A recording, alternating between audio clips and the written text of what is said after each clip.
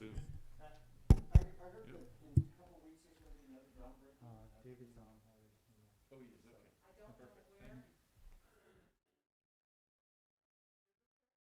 Oh, yeah.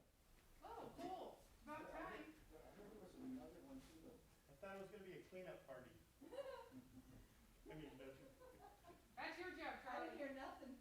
nobody I don't know listens what to you're me. talking- Hey, Oh, here we are.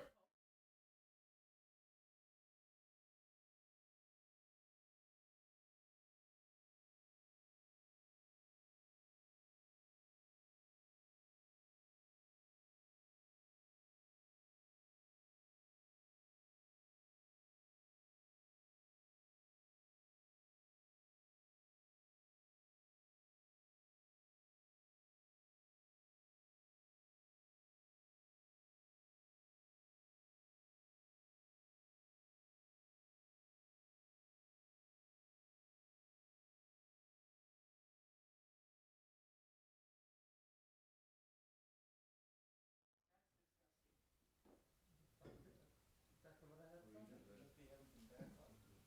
Right? Those are There's no not bad my sausage. favorites too. Hey, I drink binary protein shakes. There's butter and then there's one of those too. I You know how want to make my- that protein powder? I don't They need milk. dehydrate sausage and then they put it in trees.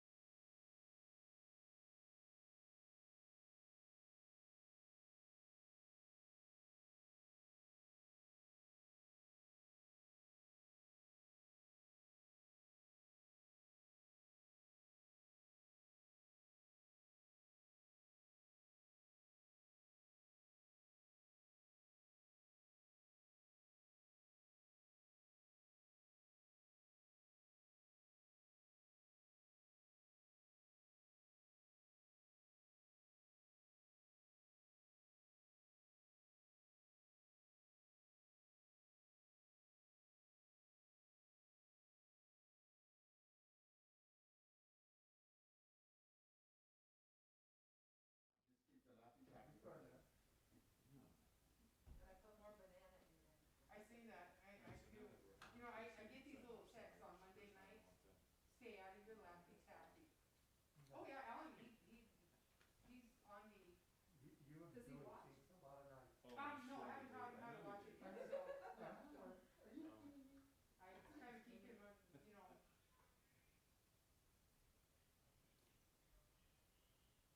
What's he doing on that? He showed up?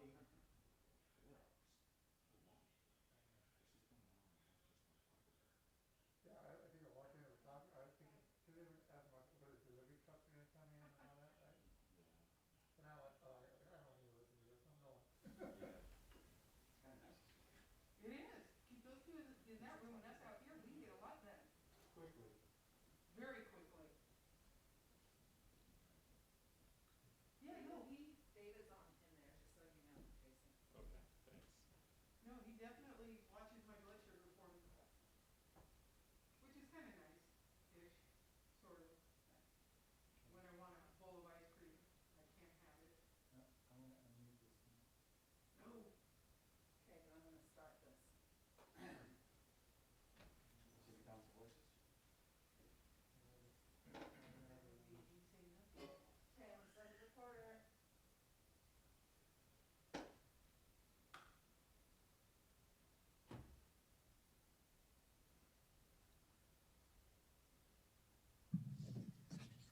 All right, Christine, is everyone there? Yes, Mr. Mayor?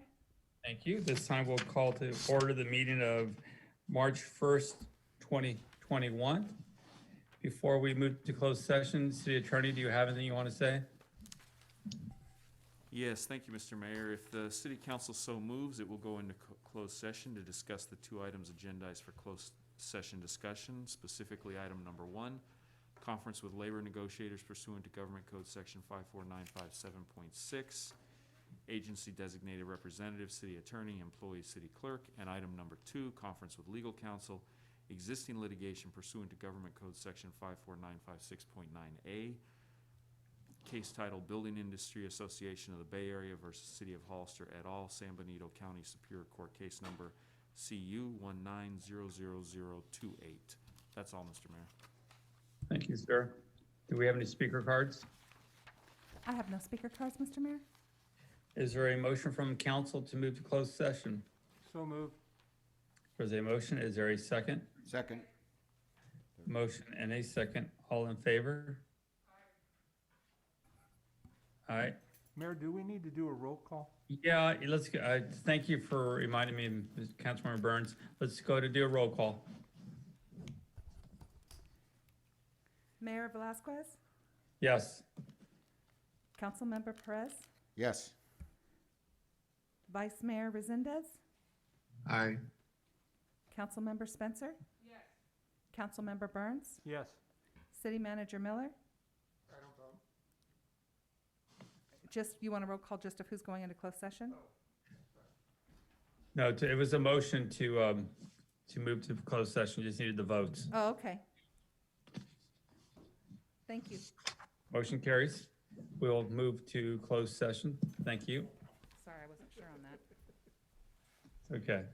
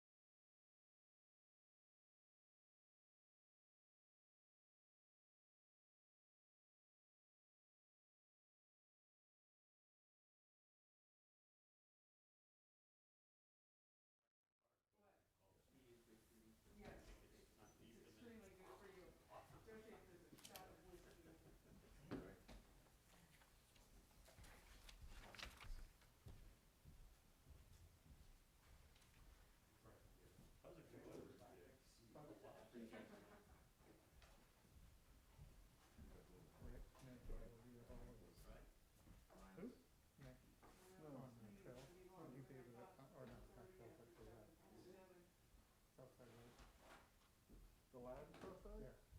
Yeah, she didn't talk to me, no. Okay, she's trying to do what, she's got some family stuff, like she leaves. Can you take over in case? I can, I don't have that, information, it's just one, all I have is, I don't have all the details on it. Okay.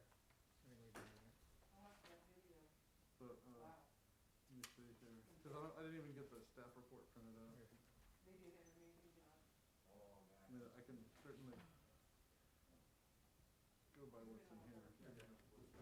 I have it up on my computer too, all the staff report.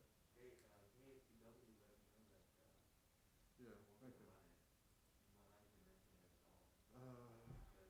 The estimate on that one? Around a million? Huh? Was it around $1 million? Yeah, 987,000. Just short of $1 million. Yeah. Okay.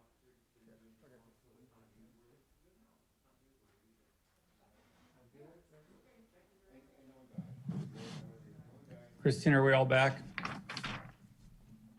Just 1 second. Yes, Mr. Mayor, we're ready to go. Everyone's back now? Yes, sir. Thank you very much. This time we will resume the meeting of March 1st, 2021. Vice Mayor Resendez, will you please lead us in the Pledge of Allegiance? Sure. Ready, salute. I pledge allegiance to the flag of the United States of America and to the republic for which it stands, one nation, under God, indivisible, with liberty and justice for all. Thank you, sir. Roll call, please.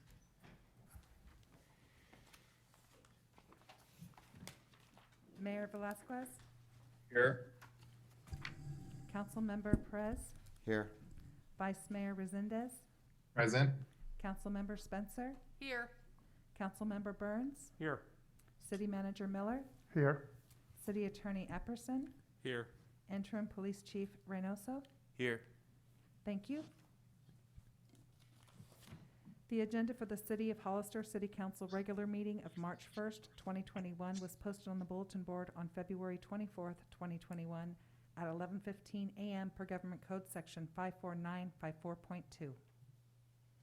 Thank you. Thank you very much.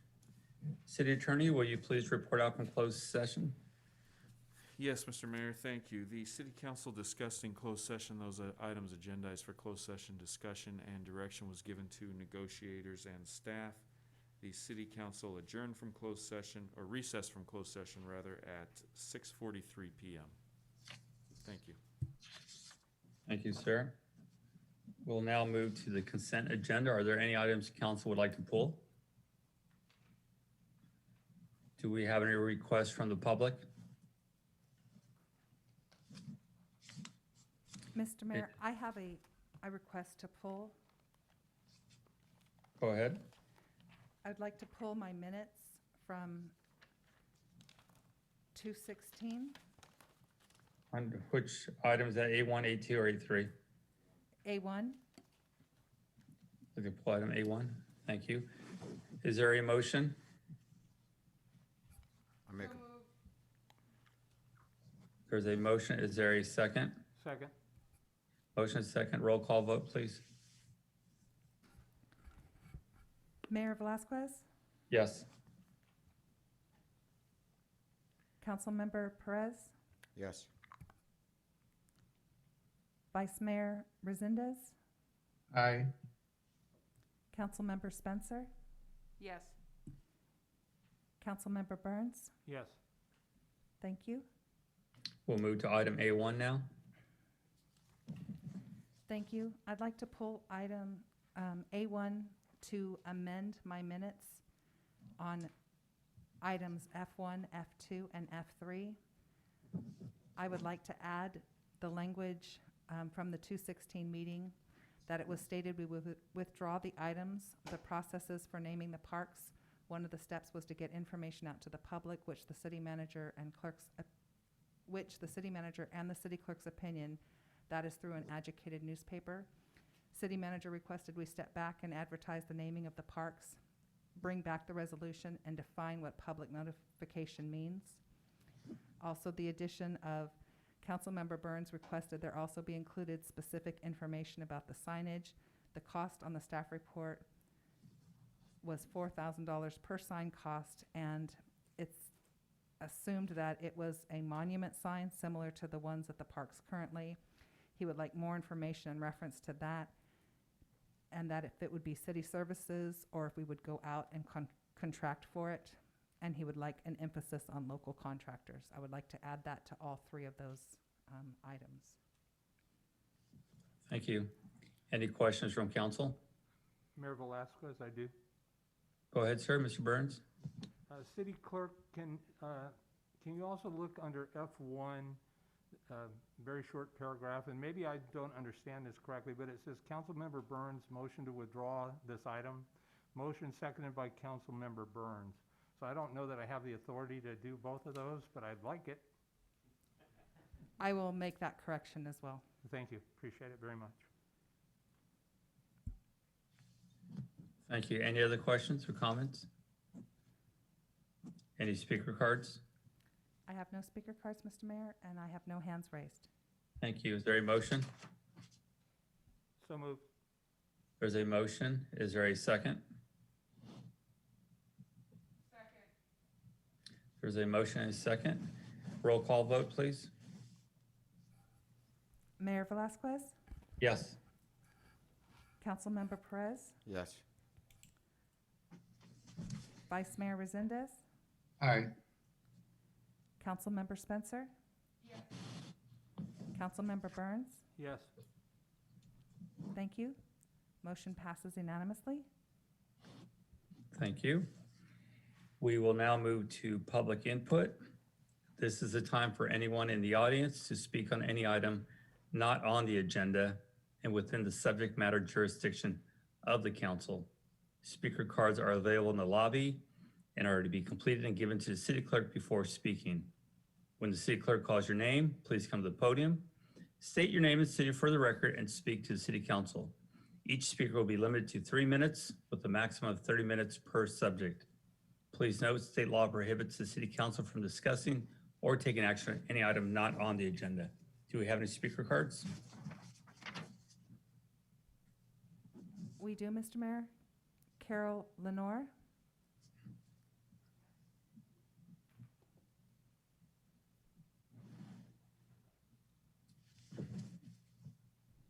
Carol?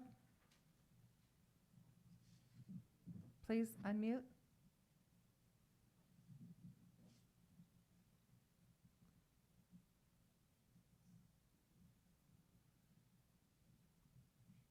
Carol, go ahead.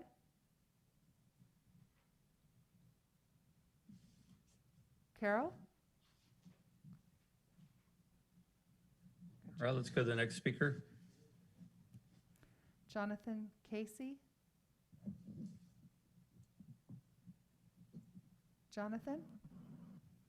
Hey, Mayor, City Council, just a note, I'll be speaking later, and I wanted to note that the way to get into the Zoom call, the little carrots, if you click on that link, go to a no ability to add, you have to take the carrots off the ends of the thing, so people that are watching that want to speak and can't get in, that is a fix that needs to happen. I noticed on other previous agendas, that wasn't, those carrots at the end of the Zoom weren't there. So just a note. Thank you.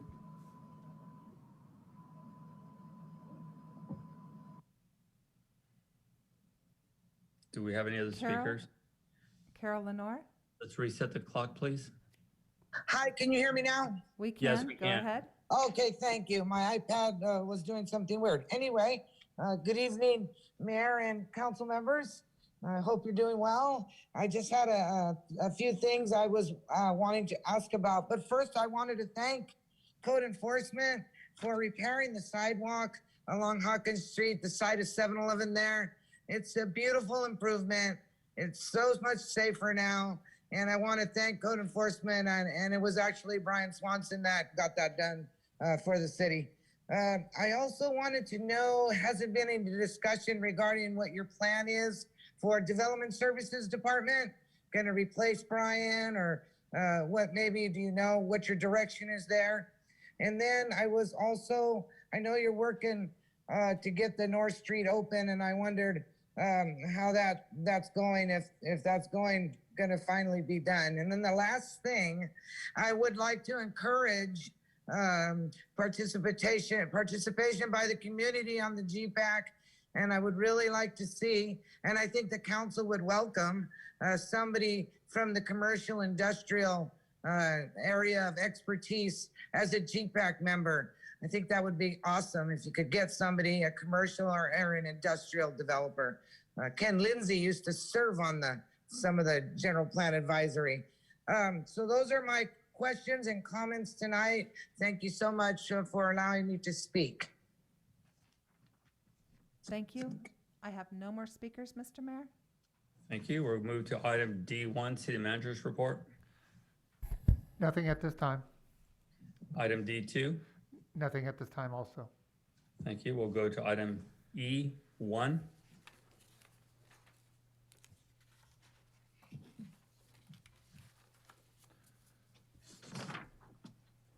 Staff is coming to the podium now.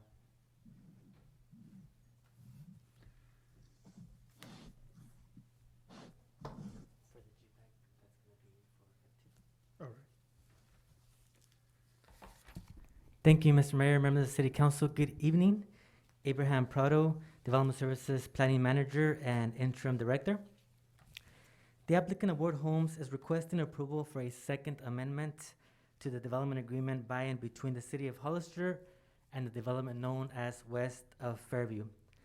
It is a major subdivision that has been previously approved. We have a PowerPoint as well. We'll show it right now in a little bit in the slide. But it consists of 667 residential units with 507 single-family homes, 100 multifamily apartments, and 60 small lot homes located west of Fairview Road, to the north of the property known as Roberts Ranch, and to the west of Fairview, as I mentioned, and to the south of St. Benedict's Church.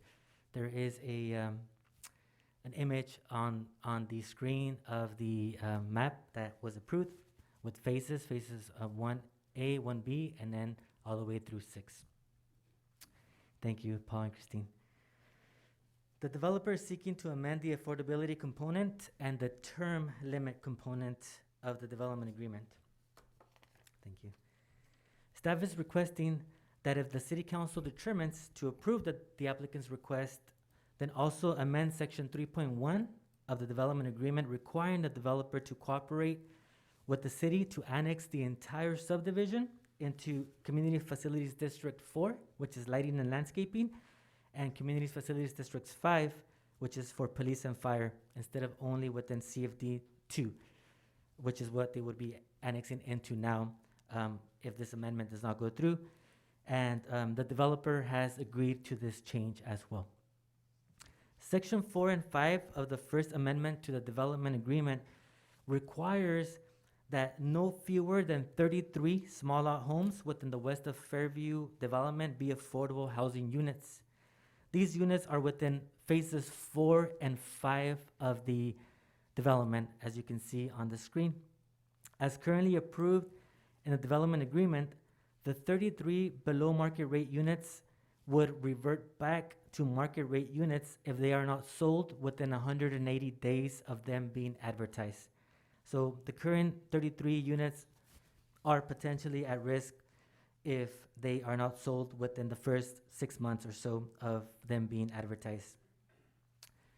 With this amendment request, sections 4 and 5 of the DA would be replaced to indicate that the developer shall include, construct, and provide no fewer than 50 of the 100 approved apartment buildings as affordable housing units. The 50 apartment units would be guaranteed as affordable without the possibility of reverting back to market rate. Section 3 of the development agreement extends the term of the development agreement through and including May 1st, 2022. If the amendment is approved tonight, the DA meaning the development agreement shall extend through and including May 1st, 2032. The developer Award Homes will be presenting shortly regarding the delays that they have had over the years with this project, which includes getting permit approval through the California Water Board, the Army Corps of Engineers, and the Department of Fish and Wildlife. But also, the request to extend the development agreement term limit is due to the housing allocations limits set forth in the development agreement, which limits the development to 75 units per year for the first 220 units. This averages approximately 6 building permits of residential units per month for the first 3 years of the development. The developer feels that the extension allows for the construction of the first 220 units within a 3-year period, then a 5-year build-out of the remainder of the development. The developer will address the council to provide further details for the request. With this, staff recommends read by title only, waive full reading, and introduce Ordinance 1201, an ordinance of the City of Hollister to amend the development agreement by and between the City of Hollister and the development known as West of Fairview. Are there any questions for staff? Are there any questions from council? Mayor Tim Burns. Go ahead, Mr. Burns. So thank you. Sir, I'm wondering if you can speak to the nature and the history with reference to the housing allocation limitations. How did we get there and why? Thank you, Councilmember Tim. Yes, so that was all part of the development agreement that was approved between the city council at that time and the developer. And so the developer is going to be speaking a little shortly after my presentation, but typically the allocations that are given in regards to the amount of building permits that shall be given to a developer to be able to pull permits and build. Whenever that occurs, in the past, it's happened even after this approval with the Award Homes, is usually to try to maintain a number of building permits actually ongoing on the site at any given time. In this case, it would be an approximately 6 building permits per month that are allowed. And that's just to contain all the activity, all the traffic activity that's going on for the build out. As an example, right next to Award Homes, Roberts Ranch, they're going through the same thing. There was a requirement on the dais by City Council to only limit the number of building permits. I think in their case was no more than 9 per month. And that was specifically to try to not have too much traffic, too much going on the site at any given time. Which is a little different than the allocations. The allocations that they were awarded at that time, the city was going through a growth management ordinance that only allowed a certain number of units to be approved per year, not necessarily to pull the permits, but to be approved. And so that was a little different. They met that allocation process as part of the development agreement. But to respond to your question, Councilmember Burns, the reason why the limit of the no more than 270 units for the first 3 years, or 220 for the first 3 years, which averages to 6 permits a month, usually is because of the council wanting not to have a lot of activity all at one time to limit the dusting. Even though the building department has a really good process in regards to limiting or dust control, making sure that if any of that occurs, the building department goes out there and can address the superintendent and make sure that they follow the dust control plan. Usually that's the case of why they limit the number of building permits. Thank you, sir. I do have a follow-up question. Sure. And I Go ahead, do sir. want- Sir, is your microphone on? Yes, sir, it is. Okay, thank you. I can hear you remove the better now. mask and speak more clearly and directly. So I want to disclose that I did have a Zoom meeting with the developer on this previously, and I expressed some similar concerns with the developer. And so I want to reserve the right to make some follow-up comments later in the presentation, if I may, Mayor. But as it relates specifically to staff's presentation, you mentioned that the below market rate 33 units were scheduled to be built in phase 4 and phase 5. Did I hear that correctly? That is correct, Councilmember Tim, yes. And when, if we stayed on the current agreement, when would phases 4 and 5 be scheduled to occur? That's a really good question, Councilmember Tim. At this time, the current status of this project, of this development, is that they have had their final map approved for phase 1A. They would still need to come before the city council, the City of Hollister Engineering Department to have phase 1B complete, phase 2 through 6 as well. And so at this time, in speaking with the developer, they're hoping to proceed within the next 3 years to meet the 220 building permits, and then they feel that another 5 years after that would be their time limit of having the whole development built out, and the developer should speak a little bit more clearly to that when they come. But phase 4 and 5 would probably be at that, probably a little bit after the 3-year period of development. Thank you. So remind me, when is the current agreement scheduled to term out? Sure, it is scheduled to term out May 1st, 2022. 2022. That's correct. And so am I hearing or interpreting this right? Recognize we're already in 2021, that there's no way that they could conceivably build that many units between now and the time the agreement's scheduled to term out. Is that a fair statement? I would say yes, Councilmember Tin, due to the fact that they have that stipulation that they would not be able to build, they cannot build over 220 units within the first 3 years. So for the build out of it, that is correct. Thank you, Mr. Prado. That's all I have at this time, Mayor. Mr. Prado, Thank you, sir. You're welcome. Any other questions or comments from council at this time? I'll hold for my comments after public hearing. You have another speaker Yeah, actually, I'd like to hold off on some questions also for later. for later? No problem, sir.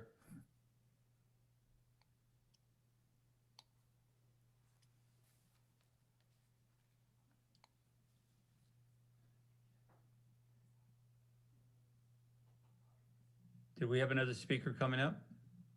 Yes, Mr. Mayor, one moment.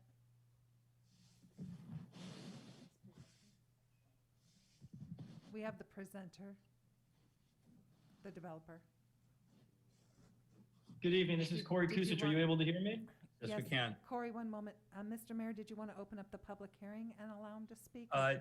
No, he can first, we'll have the developer speak on it, and then we'll open the public hearing. Thank you. If there's any other points you want to make. Great. Good evening, Mr. Mayor, City Council, City staff, and residents of the City of Hollister who may be watching at home this evening. My name is Corey Kusich, representing Award Homes and the development agreement known as West of Fairview. I know that I have a short time limit, so I'll do my best to stick with me allotted time. Next slide, please. So prior to discussing the Second Amendment, I think it'd be helpful to provide a brief timeline of the project's history. So that I won't cover everything due to time constraints, but the tentative map was approved in July of 2007, at which time there was an approximately 6-year SOAR moratorium in place, which began in 2002. As Abraham kind of touched on, due to this moratorium and sewer capacity concerns, we entered into an agreement with the city to control the project's build out by agreeing to a housing allocation limit for the project. And this limit still remains today. Coming out of that in 2008, we were led directly into the crash of the housing market. Coming out of that in 2012, we began to move forward with the project. However, prior to developing any of the property, we were required to receive permits from multiple government agencies. That extremely difficult and time-consuming process took approximately 7 years, having received all permits by September 2019. Shortly after that, we had our plans approved for phase 1A, and that is currently under construction today, installing essentially the entire development's front-end infrastructure at a cost of approximately $15 million. Vertical construction on the actual houses within phase 1A is expected to begin within the next couple of months. Next slide, please. Now, we request that the City Council consider approving the development agreement amendment, which is the item in front of you this evening. In short, the amendment has two main items. The first of which is a 10-year extension of the development agreement. As the previous timeline had shown, the majority, if not all of the delays were due to circumstances that were unfortunately out of our control, and I hope that the council understands our plight. Therefore, we are requesting a 10-year extension. The driving force behind this extension is due to the housing allocation limit that we agreed to with the city due to the past sewer moratorium and capacity concerns. Currently, we are limited to 220 units within the first 3 years following the first final map recordation, which occurred on January 30th of last year, and 75 units per year following that. Therefore, this 10-year extension allows for the build out of the first 220 units, a 5-year build out of the remainder of the units with a slight buffer period for future market downturns. A 10-year extension is truly the minimum extension that we would need to receive if the housing allocation limits remain in place. However, we would be amenable to a shorter extension if the housing allocation limits were to be eliminated. And last slide, please. The second key item in this amendment is to relocate the current 33-unit BMR requirement onto the apartment site and increase the total number to 50 BMR units. First and foremost, the current requirement, which is slated to be constructed in phases 4 and 5, and to answer your question, Councilmember Burns, if I had to put a ballpark estimate as to when that would occur, it'd probably be about 5 years out, just due to that being in the later phases and the housing allocation that's currently tied to this project. And so the current requirement, it truly provides a disservice to prospective buyers due to the expected BMR price being near that of the market rate unit price. Therefore, it would be a much better financial investment for families or individuals to buy the market rate unit that is non-deed restricted. Doing so allows them to invest in an asset that will appreciate over time with the market, therefore resulting in a better financial situation in the future when they decide to either sell or refinance their property. Because of this, we strongly feel that the BMR units as currently required are unattractive to prospective buyers and therefore unmarketable. As Abraham previously touched on his presentation, as currently approved, the BMR units revert to market rate units if they are not sold within 180 days. So my concern is that there is a high likelihood that the city would receive only a fraction, if really any, of the envisioned 33 BMR units for this development due to the reasons stated before. Therefore, approving this amendment guarantees 50 BMR units within the apartment site, which is within phase 1A that is currently under construction. Not only does this allow for more guaranteed units within the development, it additionally moves up the deliverable timeline of BMR units to the city. Lastly, and in my opinion, most importantly, there's a major shortage within the city of Hollister for BMR rental units. This amendment will help fill a major rental housing deficit for the city. Additionally, in speaking with major affordable housing developers who have previously expressed interest in this project, all of which would be submitting for state funding, that typically requires that the units be provided at mixed income levels, which is a combination of very low, moderate, etc., whereas the current requirement is just moderate levels. In conclusion, approving this amendment guarantees the delivery of more appropriate below market rate units within this development in a sooner time frame to help alleviate the major rental housing deficit within the city of Hollister. Thank you very much for your time, and I am here, as well as Steve Shaw, Vice President of Award Homes, to answer any questions that you may have. Thank you. Thank you, sir. If there's no other questions from council at this time, I will open it to the public hearing.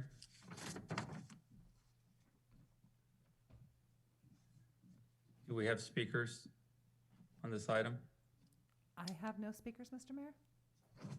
No speakers on this item. We'll bring it back now. We'll close public hearing. Bring it back to council for discussion. Mr. Perez, you had a comment? Yeah, so you were, they were just mentioning how if we remove the cap, if we eliminated the cap, that they'd be able to get done quicker. How many units are you thinking of increasing by per month instead of, what was it, 6 before? That we have now? An average of about 6. So how many units would we be looking to finish in a month? Councilmember Perez, that would not change. That would still continue with this amendment. That would still continue. What they would have to continue to abide by the development agreement that indicates that they should only get the building permits that they are allowed per month. That would not change unless you as a council would like to remove that stipulation, but that would continue to remain the same. Okay. Thank you. I have a Councilmember question. Spencer? If we were to not remove the cap and it's like 75 units per year, give or take 1 or 2,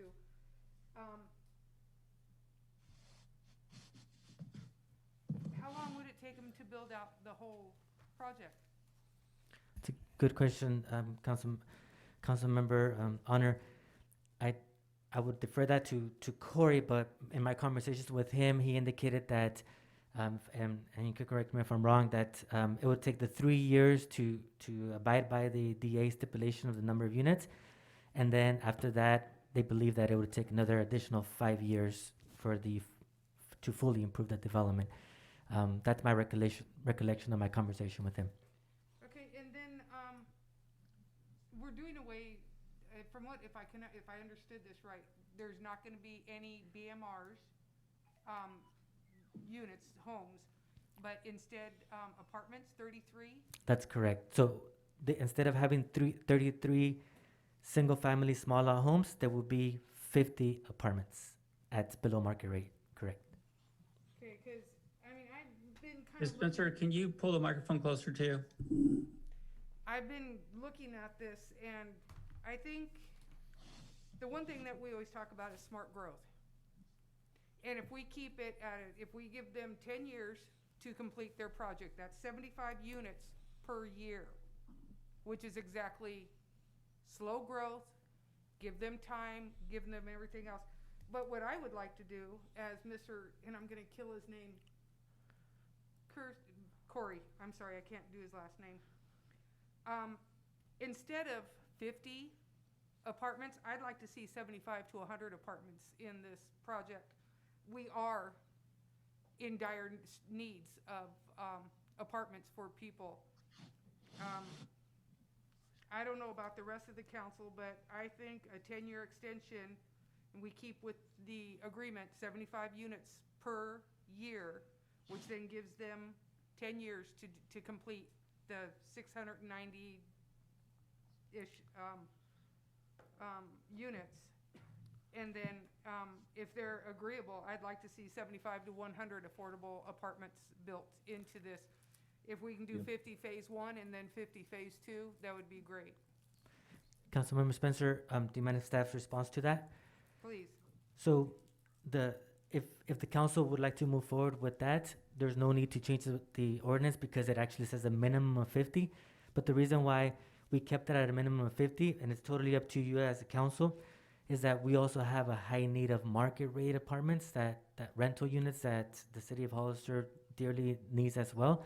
And so therefore, that was why we kept it at 50 affordable and 50 market rate, because of the need that we have for affordable, but also the need for market rate. But you're absolutely right that affordable market is, the affordability is high. I mean,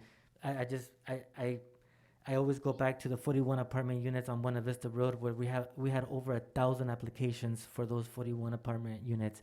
And but to respond to your question, we do need the affordability of the apartments, but the reason why we kept it at 50 is because we also need market rate apartments, but it's totally up to you. Totally up to you as a council. Thank you. You know, and I know I'm not saying anything that nobody, doesn't already know. We have apartments where there's 5, 6, 7 families living in a 3-bedroom apartment. Yes. And that's because they can't afford the rents that are in some of our apartments in our community. I think it's more imperative that we do affordable rental apartments, then, I mean, I understand what you're saying. I know there's a need for affordability, and Sure. we just don't really have that in Hollister right now. Right. So that's all I have to say. Thank you. Abraham, it might be helpful to clear up I think, just for the public's sake, there are 100 apartment units Correct. in this project, and 50 of those is what they're asking for to be the BMRs or the affordables rather than the 33 single family, Correct. just so we're clear. Correct, Mr. Mayor. Yes. So currently it's the 33 single-family small lots that are required to be affordable, and with this amendment, it would revert to 50 multifamily apartments. That's correct, Mr. Mayor. Yes. Thank you. Questions? Go ahead, Vice Mayor Resendez.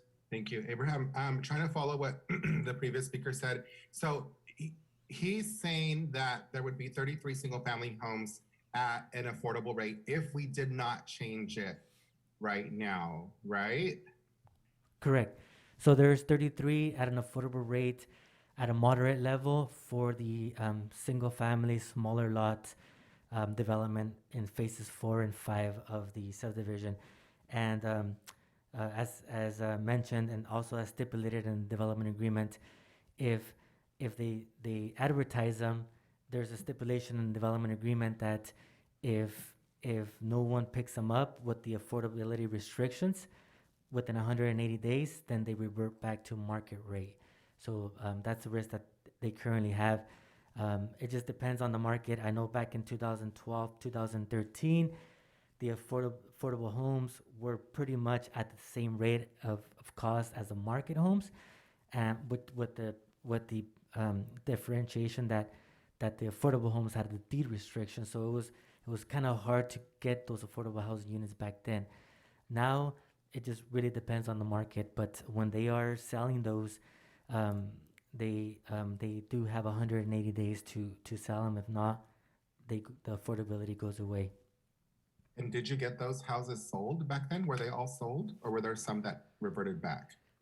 Back then, Councilmember Resendez, back then, I'm just speaking in general where the projects that were being sold, off the top of my head, like Hillview 1 and Hillview 2, they were around that time off of between Buena Vista and Central, and so those homes were actually sold. So back then, and that was one project had like 25 units and the other had 20 units, and they've been really good, really well maintained. I think that the affordability market out there with organizations like Chispa and CSDC, they've been doing a really good job over the years to have these units be really well built, very similar to the market rate. Pretty much have that, and that's what we strive for. Have no differentiation in looks.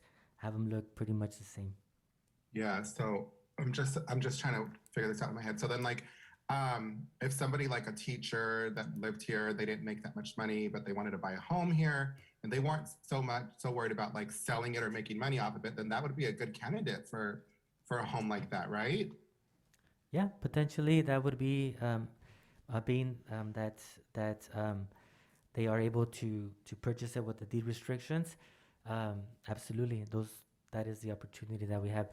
The moderate aspect of the BMRs for these 33 units as the DA stands now, it's at, off the top of my head, 80% of the area median income, meaning last I checked, for a family of 4, the area median income was at 81,100. So it would be for families of 4, for example, making no more than 80% of that. Okay, perfect. And then how many of those homes do we have now, or do we have any up and coming? For the affordability? Yeah. We there are a few affordable homes, affordable projects out in the pipeline. Off the top of my head, I can think of this one being with 33 units. There's not very many. Let's see. I should have brought the list of the projects that we have. It's okay, Abraham, Yeah. but not more than 33. You would, I would have to look at the list and see. I can get back to you, Mr. Resendez, but yeah, I mean, it's there okay. is a I'm just dire trying to need. weigh out my decision. So essentially, we're going to give up 33 low-income homes, well, affordable homes, to have people live in apartments instead. Is that what we're deciding on? That's one of the things, right? Correct. So it would be from owner occupied to rental. That's correct. Oh, so we're gonna essentially not allow people to own their own home, but instead they can rent an apartment at an affordable rate, not actually own it. Correct. So it'll be from 33 owner occupied to a minimum of 50 rentals. That's correct. Okay, got it. Thanks. You're welcome. Thank you, sir. Is there any other questions or comments from council? Mayor Tim Burns, I have a few. Councilmember Burns, go Thank- ahead, sir. Thank you, sir. So, Mr. Prado, can you confirm for me what the affordable restrictions currently are in place? I know you spoke briefly about it, but can you get more specific than that? So normally, thank you, Councilmember Tim. So normally, as Mr. Corey Kusic mentioned, these are usually managed by affordable housing development that would be able to take over and market them and in conjunction with the city of Hollister. The main aspect of it would be the affordability restriction in regards to that the family cannot make more income than what the income restrictions are. And for example, the moderate is 80%.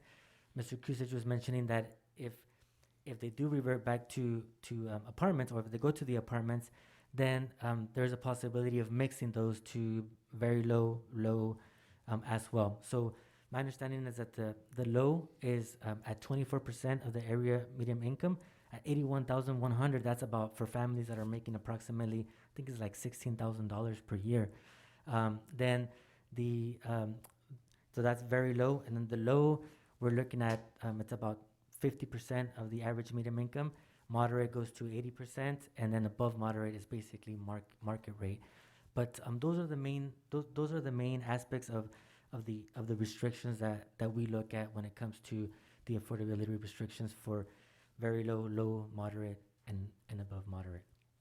Thank you. And so Sure. if I understand things correctly, if I qualified and I bought one of those houses, I'm also restricted if I choose to want to sell it before the term expires. And so are you familiar with what, let's just say for simplicity of conversation, let's say Sure. over a 10-year period, a house appreciates 10%. Sure. My understanding is that they can't sell it for that 10% appreciation. That would be also controlled, is that correct? That's my understanding. I would revert to our housing coordinator, who is focused mostly on housing issues. But yeah, there is restrictions in regards to when to sell, how to sell, and so forth. The details itself, I would revert back to our housing coordinator for that information.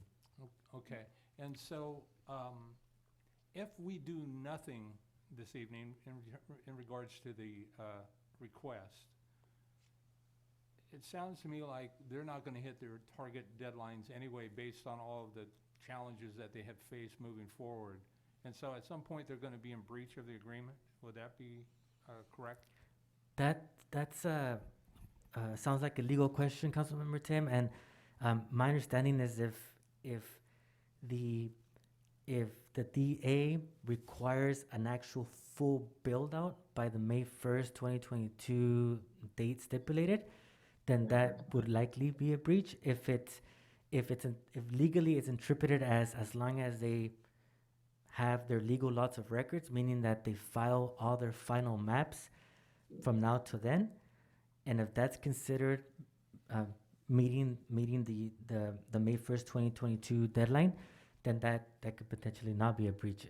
It's all interpreted as to what is it that they are able to consider the May 1st, 2022 deadline. Is it a full build out? If it's full build out, that's not going to happen based on the stipulation. But if they're able to submit all their phases for the final maps 1B through 6, and that would be considered legally, then it can be that they can still be okay as is. Thank you. You're welcome. City Attorney Epperson, can you speak to that further, please, sir? Yeah, Councilmember Burns, in order to answer that definitively, I would actually need to go back and review the agreement and what it actually said. But my recollection is that it's the second scenario that Mr. Prado mentioned. In other words, that as long as their permits and everything are pulled by that date, then they can proceed with it. However, as opposed to it being completely built. However, again, I need to go back and look at it to actually determine what the case is under this developer agreement. Thank you. So, again, I guess another question for you, Mr. Prado, would be, do we have a sense for what the housing needs are for our service personnel? For example, our police officers, our firefighters, our school teachers, our clerks in supermarkets. My understanding is we have a lot of different people that provide a lot of services to us as residents that travel great distances to work here. Yes. And my concern is, if we give up these 33 houses for 50 rentals, those folks are still kind of caught in limbo because they can afford to pay the high rent, but when they pay the high rent, they can't save the money necessary to obtain the down payment to eventually buy a house. And ultimately, as a tenant, they don't benefit from the write-off for their taxes for their mortgage payment. So, it's clear to me, and I understand, and I'm sympathetic to the needs of folks that might not necessarily be able to qualify for home ownership. They also need a place to live. And as Councilmember Spencer has mentioned, I go back to the early 2000s in Hollister, where I saw 10 people living in garages in Hollister. So it's real. And so the challenge I face is, do we give up 33 potential, as I understood the developer saying that it will be built in maybe 5 years, versus 50 immediate in phase 1B, if I recall correctly, that are going to happen soon. So it's, how do you strike the balance? And I don't know what the need is for the group that's kind of possibly would benefit from these 33 affordable houses, indicating also, that they might choose to buy it, as Councilmember Resendez said, not caring that they can't sell it during the term, and they're going to make their careers here. So it's a difficult decision for me based on that. Very, very well, Councilmember Tim. That's a really good analysis. During our update of the general plan, we're going to be working on an economic development element as well. And as part of the economic development element, we have had a market study analysis already prepared with a lot of details in regards to our housing in the city of Hollister. Currently, just off the top of my head, one of the indicators is that the city of Hollister has 80% single-family homes, as opposed to other counties in the city, in the state, like Monterey and Santa Cruz, that are more like at 60, 70. So that's a big difference. Not to say that all single-family homes are owner-occupied. There is a big portion of those that are vacant for rentals, that are used for rental. And in looking at the table E5 of the State of California Department of Finance, it's table E5. They have a summary, a very nice summary in regards to the number of housing units in the city of Hollister, throughout the state of California, but city of Hollister, they go by county and cities, and they have a vacancy rate. And the vacancy rate for rentals is very low. It's like less than 5%. I think it's like at 3-point-something%, meaning that at any given time, there's only just a few rental units in the city that are taken up very fast, pretty much as they go on the market. So there is a big need for rental throughout the city, as indicated in both of those two documents. Thank you. One final question for you. Sure. Is there, from staff's perspective, a benefit to extending this agreement for 10 years, or would there be other options available without removing necessarily the housing allocation limitation? My fear is this project, as I recall, has started in 2000. We're 21 years later. We're talking about a 10-year extension that's going to create a project that's taken 31 years to build. And I've absolutely heard from the developers themselves, and I get all of the challenges, but we need to bring this to some sort of a closure and completion, but I want to be realistic and reasonable about this. And so I'm wondering if there's some common ground that maybe we don't go 10, maybe we go 5 with a review at 3 to see if it needs to move forward, because it seems like the initial real build out of this project is going to happen in the next 3 years. If I heard the comments that they were going to build 220, they're required to build 220 units within 3 years. Correct. And maybe we come back in 3 years or in 2 years to see where they are at, to see if there is measurable progress. And I get the challenge that the developer faces, and I do want to be reasonable, but 10 years just seems extreme to me. Very, very good analysis, Councilmember Tim, in my view. Yes, in regards to the benefits that staff sees in regards to the possibility of moving forward with this amendment, twofold. One is we always, whenever we have the ability to, whether or not we can secure affordability, it's always, we would like the fact that we can secure them. I mean, there's a high probable chance that with the existing 33 single-family homes that they can remain and they can be sold within the first 180 days, but there is that ability that they may not, and so knowing that we can secure the 50 would be good. And the second part is the communities, facilities, districts. Right now, the way that the development agreement reads, they're locked in communities, facilities, districts 2, and that's for police and fire. There's a set price for those. And with this amendment to the development agreement, we will require them to actually annex to communities, facilities, districts 4 and 5. And that there's a set fee for the police and fire, which is higher than the CFD2 that was in place back in 2007. And for the lighting and landscaping, it's not based on a set fee. It's based on actually what the cost of the maintenance for the whole subdivision would be, and then it would be divided per unit. So and it has an inflator. So every year, the city would actually get what we contemplate in regards to all the work that's going to go on to the whole development, and that is a huge plus for the city. Thank you, sir. I appreciate your clarity. You're very welcome. Thank you, sir. Any other questions or comments from council? Yeah, I have one. Councilmember maybe Spencer? 2. I don't know. So if we go with the 5-year, why don't we do away with the 75 unit cap? Do away with the cap, and then this way, because I'm sitting here, I've done the math. If we do the first 3 years, that's 220 units.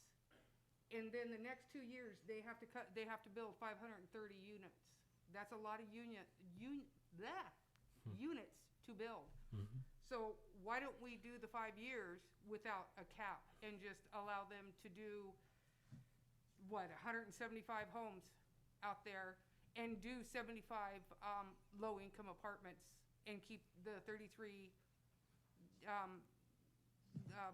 BMRs. I did want to just hit a little bit on that. I understand it's not that I don't want people to buy a house. I want everybody to own a house. It's the most amazing thing in the world. But when you buy a house, your first house is not your forever home. It's your first property that you're going to buy. You think you're going to hold on to it for 5-10 years and increase your money by $400,000 or $500,000. With these BMRs, that doesn't happen. They'll be lucky if they come out with $100,000. So these first-time buyers will never be able to buy another home because they can't afford it. And I know you talked, $81,000 for a family. A lot of these homes are bought by young couples who don't make $81,000, so they wouldn't qualify for a BMR. Correct. The annual salary in Hollister is, I think, $85,000. A brand new teacher makes about $45,000 a year. Correct. They have to tenure before they can get their money. A police officer, level grade, and I might be wrong, but they make about $55,000, $60,000 a year. So technically, they wouldn't qualify for one of these low-income homes. So as much as I want low income. I want someplace for our people to live.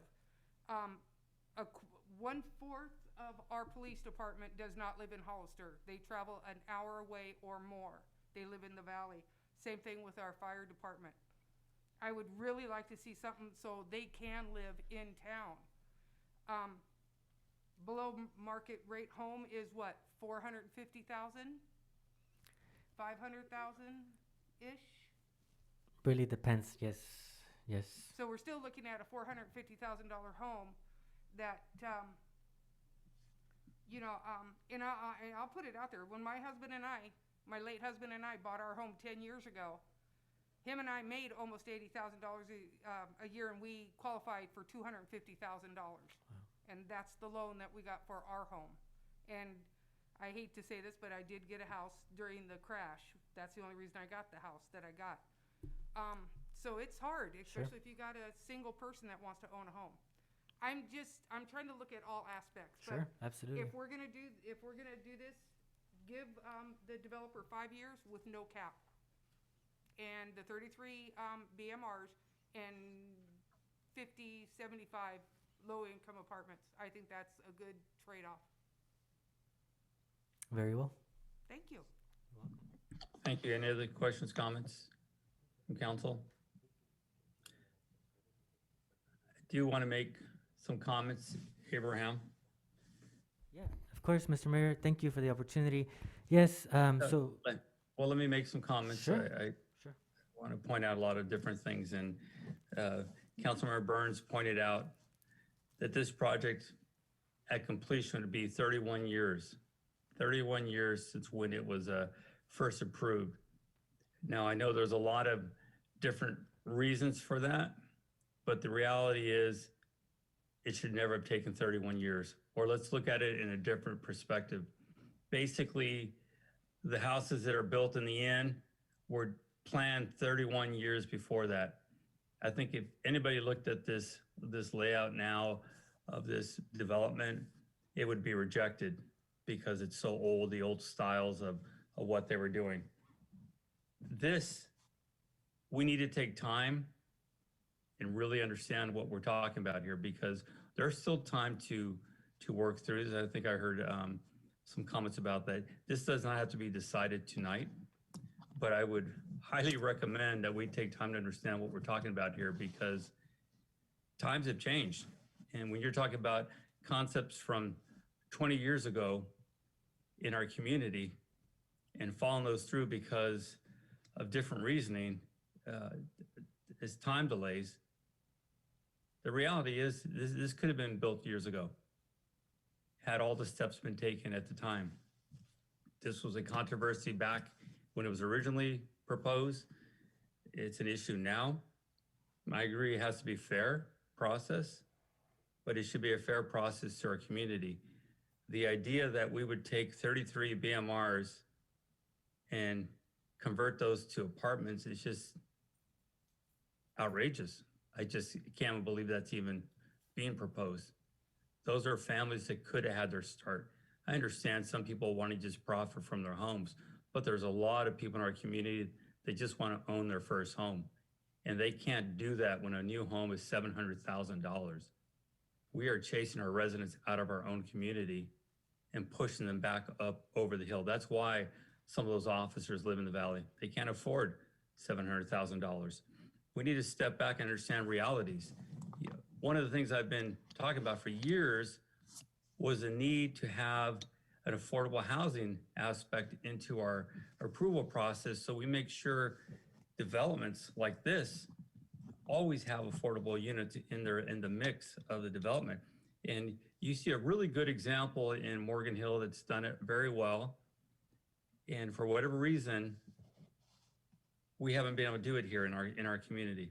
And it's not fair to our residents. Morgan Hill, some of these communities are 15% of the development.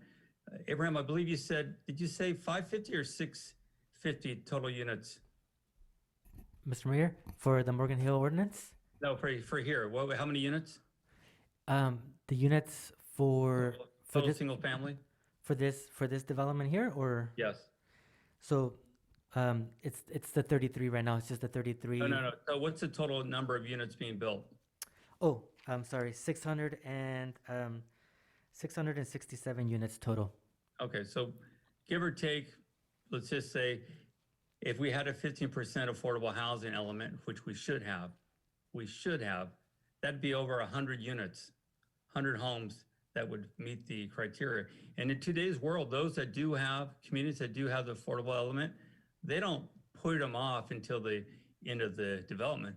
It's in every single phase. It's mixed in throughout the community to make it fair. It's not, let's find the cheapest house and give them the cheapie. Let's make this fair so it doesn't become one cluster somewhere that's the cheap homes.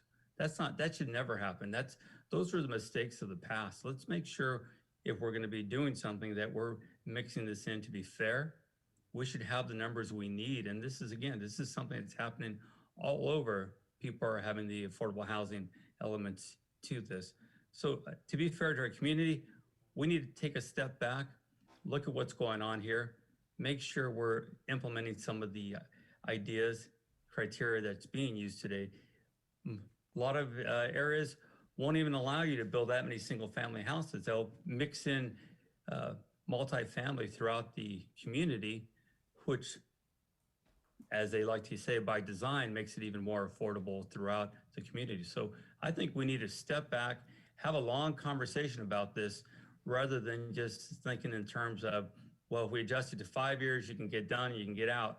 We shouldn't look at it that way. We should look at it, how do we best rework this thing in a way that benefits our community for the long term? And, the CFDs are great, but really we need to be moving towards the HOA, where the communities are paying all of their costs, all their road costs and everything else from the very beginning to the very end. It should never be, again, something that the city is having to pay for, because it all looks good today.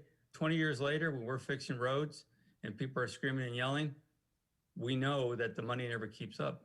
And everybody will tell you, homes are losers as far as in city finances, because they don't bring in the amount of money, but our community needs homes. So of course we cannot just say no. But I would recommend we step back, spend some time really looking at what we're trying to accomplish here, rather than just trying to find a quick solution for the developer's perspective or for our perspective. Let's take the time to do it right. This has, again, been passed so many times, extended and extended and extended. And each time the opportunity to do this right was passed up. So I would recommend that the council think about having more time to have conversations. Let's work through this general plan. We don't need to do this tonight. We can have a lot of time up to another year, and we can still be fair to the developer. And at the end of the day, have a winner for our entire community. That's what I would like to see. Thank you, Abraham. You're And welcome. I'll get you right in a second, Councilmember Perez. Okay. Abraham, you did say it's not until May, it doesn't expire till May of 22. Correct. May 1st, 2022. Yeah, and I think we have time to do this right, and I think we can even work with the developer. I'm sure they probably have new ideas they'd like to incorporate to make a better community. So if that's something we could do, that I would highly be in favor of that. Councilmember Perez, go ahead, sir. Actually, that was one of my questions was, I guess it was towards Corey or Abraham, is there modifications to the design plan? To what they're proposing in regards to what they're designing? No, Just the, yeah, it would just be what they're asking for in regards to the term limit, the affordability, and then what the city's asking in regards to the CFDs. it has been a long journey for them, Yeah. for this whole process. And I too don't want to see just us jumping into something and saying, okay, yeah, hurry up and finish it. But, because we're talking about being fair to the community, yes, to the community. And I know a lot of people that are looking for places. I know a lot of people, and they're not looking to buy. And I think with that being said, we should look more at, this is not the only project here. We got more projects coming. There's other things coming. we don't get a lot of these opportunities that are going to address our lower income residents. Sure. And I don't know, 10 years seems a long time to me. I'd like to see something shorter with that increased, I don't even know what the term was. Below market rates. Yeah, Units. but also with the cap of how many you can build per year. I'd like to see something more like 7 years and move forward. Very well. I love the CFDs. It's like going to those HOAs are really nice and stuff. But I think we're kind of like, from my understanding, and I'm still learning, but it seems like we're way past changing plans and stuff, as far as like the diagram of who's gonna, how many more houses, like to change it to instead of being a plan from 2020 or for 2010 to 2021. It's like those are already set, and if like you want to tweak it a little bit, I can see doing stuff like that. But and it helps out does help out our community, and helps our finances compared to where they were, and not unless we're gonna just like dump the whole project and start up from scratch, which I don't think is fair. That's all I have to say. Thank you, Councilmember Perez. If I may, Mr. Mayor, City Council, I know that the public hearing has been closed, but I was just asked to look at the participants, and it looks like there is one hand raised by Mr. Corey Kusich again. It's up to you as a council if you would like to reopen it or keep it closed, but just wanted to let you know that there is a hand up by the developer. We're not going to reopen the public, because we already closed public hearing. I think it's important that we move forward. Again, I think a lot of the same conversations from all of us. We have concerns, and I think we can all agree we want to make things better, especially for our community. Would the council be willing to take a little more time to see what else we can do as far as affordable units or the BMRs, and get to something that makes more sense for this entire project? I agree, Councilman Perez, we can't change the entire project. That's not going to happen this far into it. But we can sure make it better at this point and change some of the concepts from the 2000 to today, 2021. And just, we have an opportunity, and we should take this opportunity to do this right. As I point out, if we use that 15%, that would be 103 affordable units in some of these other communities. And now we're talking about converting 33 units to 50 apartments. And that's just not gonna help the community it is. I think all new developments should be, have that better mix throughout, so we can have homes for our own community. So that's what I would recommend. Any other questions or comments from council? Well, I have one. I'd like to hear from the developer. Can we listen? Can he talk? No, we already closed public comment. Now we're at the decision process for us. Councilor Burke, do you have a comment? Mayor, Councilman Resendez? Or who was speaking? Tim Burns. Oh, Councilmember Burns, go ahead, sir. Thank you. I may have spoken over the vice mayor, and my apologies if I did. I'd also like our city attorney to do a legal analysis so that we can clearly understand where we are in this moving forward. I know that there's time, but that time will go quickly, and I want to make sure that we're well informed on the legal side of this as well, please. Thank you, sir. Thank you, sir. Vice Mayor Resendez? Thank you.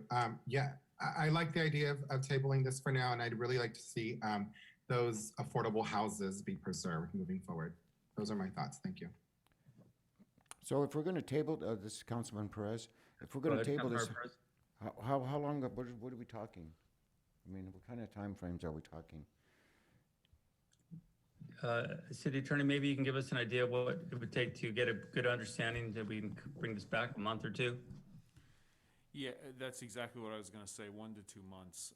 If you wanna direct staff to bring it back in a month, that's possible. I'm guessing there'll be more conversations between myself and the developer's attorney and between the developer and between staff. So that sort of back and forth does take a while. Again, it's like, so this has been a long, long process, and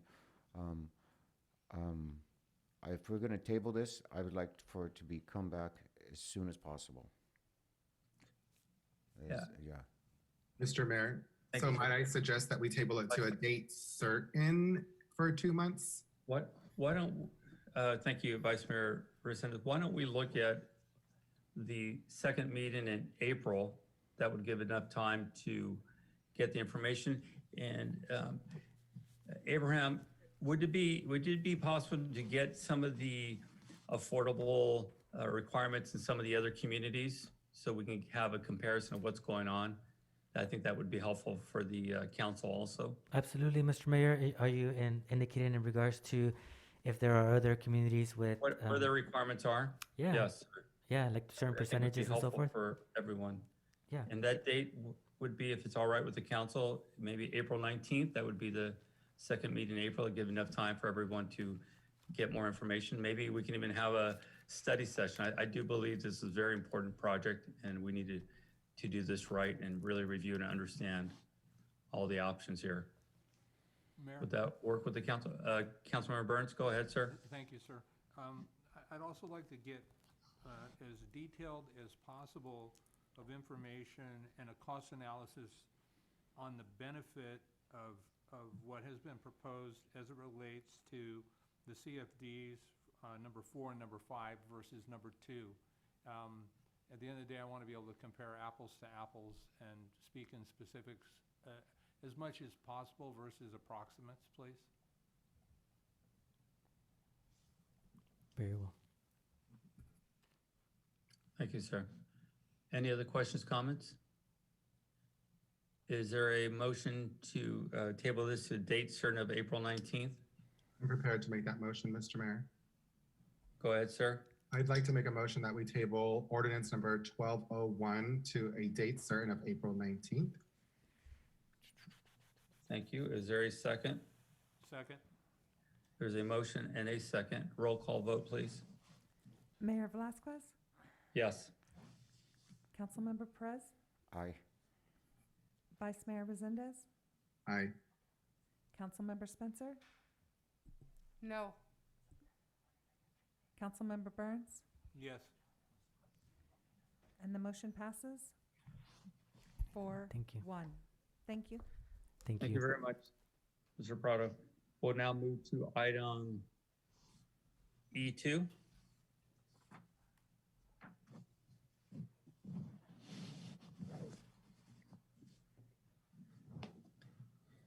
Amber, go ahead. Thank you. Can you guys hear me okay? Yes, we can. Thank you. Good evening, Mayor and council members. On December 21st, 2020, the City Council acknowledged the receipt of an ABC license review for Dollar General located at 350 Felice Drive, Hollister, and ordered the City Clerk's office to have it filed. On January 8th, 2021, the City of Hollister's Development Services Department received a letter from Rawlings Consulting requesting that a formal determination for public convenience or necessity on behalf of Dolgen, California LLC for Dollar General Store 21261 to sell beer and wine for off-site consumption, which is an ABC Type 20 license, be considered. In addition to the letter, the local ABC, pursuant to Section 23958.4 of the Business and Professions Code, has issued an ABC 245 form, which is distributed when the agency finds that there is an oversaturation of alcohol beverage outlets in a particular census tract. The state prohibits the ABC from issuing or transferring alcohol licenses in areas that are determined to be oversaturated unless the local governing body finds that the public interest is served by a public convenience or necessity. It should be noted that the public convenience or necessity determinations typically apply to requests for off-site retail sales, but also apply to certain on-site retail establishments. For the purpose of off-site retail license applications, the term Undue concentration is defined by the ratio off-site retail license to population in the census tract or census tract division in which the premises are located exceed the ratio of off-site retail licenses to the population in the county and the premises that it's located. The Dollar General store is located in census tract 3.00, in which the ABC is authorized to issue up to 3 licenses without consulting the local municipality.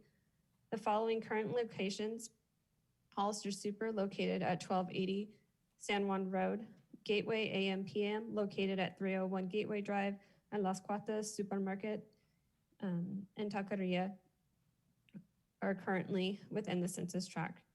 Up to 6 off-site sales are permitted within this tract. Staff has determined that the sale of beer and wine for off-site consumption from a grocery and consumer goods store such as Dollar General is considered to be an ancillary to the primary general retail use of this site. Furthermore, the use and operation of the site as a general retail use will assist in the generation and additional sales and tax revenues to the city, as well as assist in the creation and maintenance of additional jobs and economic opportunities for the citizens of the city of Hollister.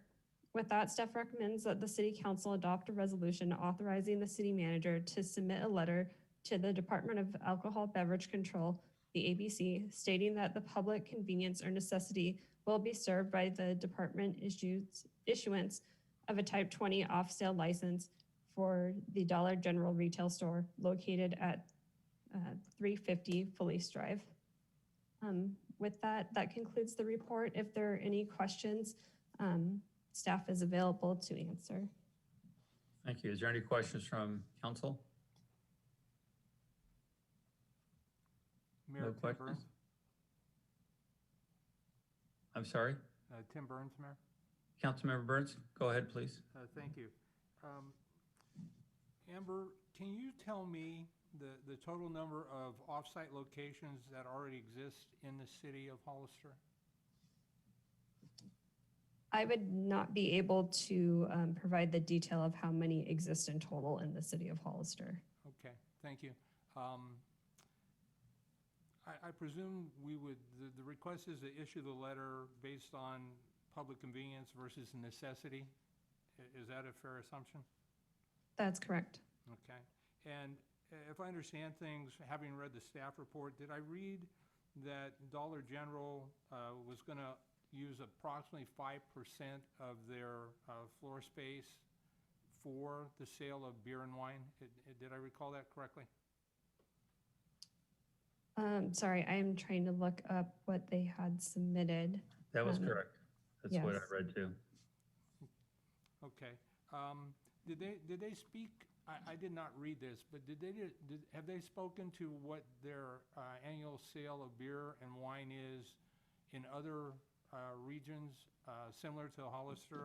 What I'm looking for is trying to understand how much of their sales of their overall products, it's hard to frame it, but what percentage of their overall gross income comes from the sale of beer and wine? Do we know?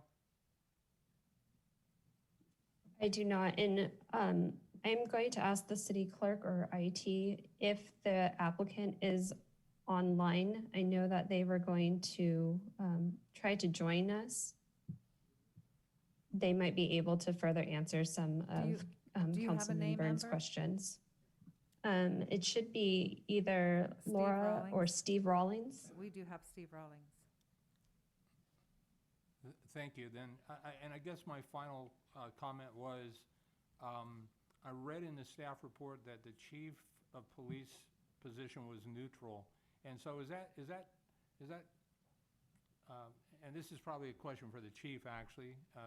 Is that standard, chief, or if the PD had specific concerns based on DUI status or drunk in public or other things that could be a direct or indirect result of alcohol consumption, has the PD weighed in the past and said they disapproved, or whatever the right word would be? Correct. This is the opportunity for the police department to weigh in on situations like that. And in this situation, it was something that fell within that saturation level where the question was posed. We didn't think, based on the calls for service in that area, that it was necessarily a negative issue, especially with Dollar Tree being more of a grocery complete store, not just a liquor store. And for convenience, and we will remain neutral. We don't see a negativity for them. They're just being consistent with the other stores that they manage around the state. Thank you, Chief. I appreciate your comments. Thank you, Amber. Councilman Burns, I do want to give you a little update. I went back to look at the packet. The floor space is actually 3% of gross floor space for alcohol sales, and the anticipated sales will represent less than 5% of the overall store sales, and there will be no single sales of beer or malt beverage cans or bottles.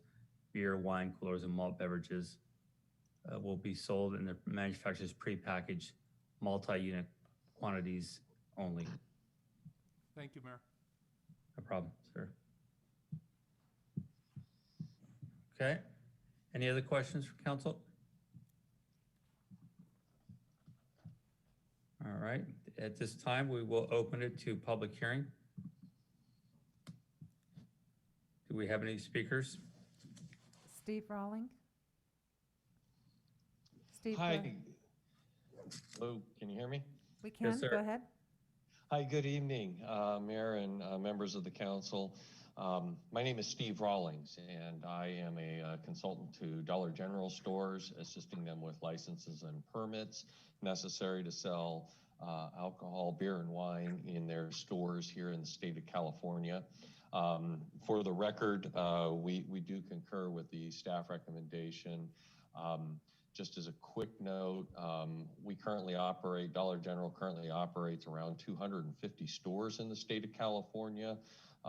And stocking and inventorying of beer and wine is a standard inventory item for us. It is truly intended to just be an ancillary sale so that people that are in there doing their normal grocery shopping and buying the consumer goods have the ability to simply pick up a bottle of wine or beer with their sale, with the rest of their products.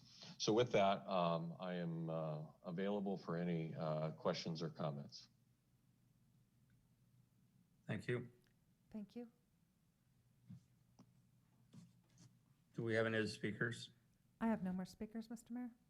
Thank you. This time we will close public hearing. Is there any other questions or comments? Vice Mayor Resendez? Thank you. I do have some comments. So over my time being on the city council, this was one of the items that was pretty controversial, and we had a great deal of the public come out and speak against having this store there. I think there was about 15, 20 residents that came to the planning meeting, and a lot of people were not in favor of having the Dollar General there for different reasons. I think primarily it was because of I guess to put it is that it's a kind of a lower end store, and they wanted, even though we can't pick and choose what goes there, they wanted to see something a little bit more higher end on that side of town. Ultimately, the residents didn't get what they had asked for, and that's okay. But looking at it now, it's there, and it does provide, I think, some sort of necessity for shopping and for food and for quick items.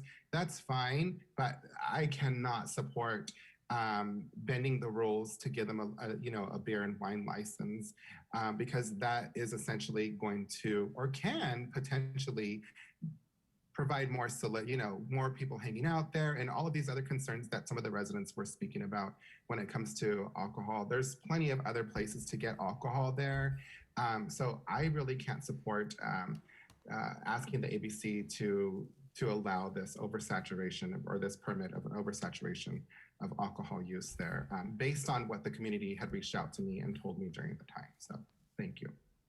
Thank you, sir. Any other comments from council? Councilman Perez? Councilmember Perez, go ahead, sir. I'm a little confused. So, is this a standard for this store? First of all, it's like, I don't even drink, so it's like, I don't condone it. I'm not for it. I'm not against it. It's like, but it's like, my question is, if all these other stores are doing it and it's kind of standard supply, it's like, I kind of got lost there. I don't know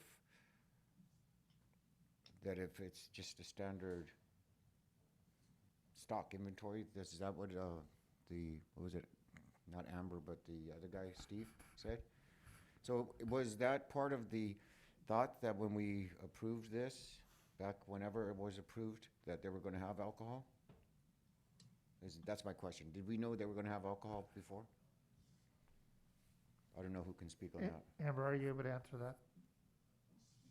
I am. So as previously mentioned, Dollar Generals typically do have an ABC Type 20, which allows for the off-site sale of beer and wine. So there was an understanding that the store could potentially come in asking for that type of license.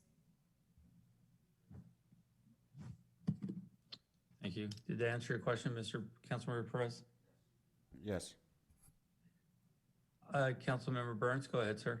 Thank you, Mayor. Again, I believe this is probably for Amber. How long have the other 3 stores been in place that sell alcohol under the Type 20 that you've discussed, I believe?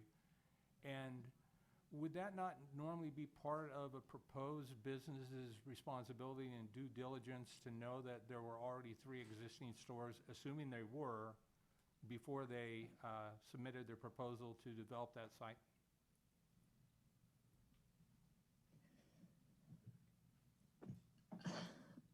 I'm sorry, could you repeat Sorry. the first half of your question? Yeah, I tend to ramble on, and I apologize.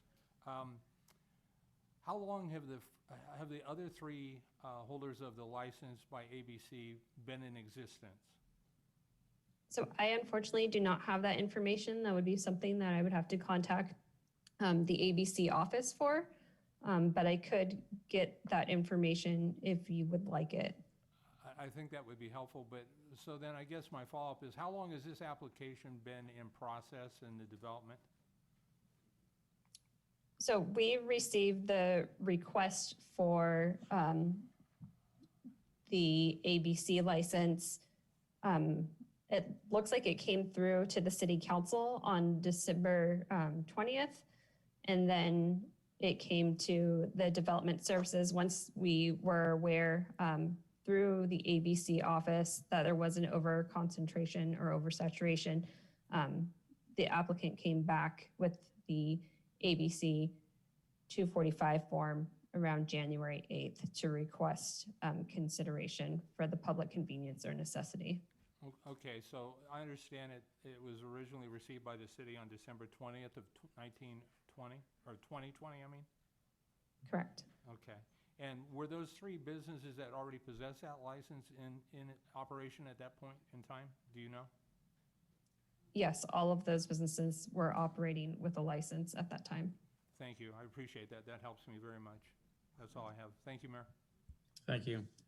I have a quick question for you, Amber.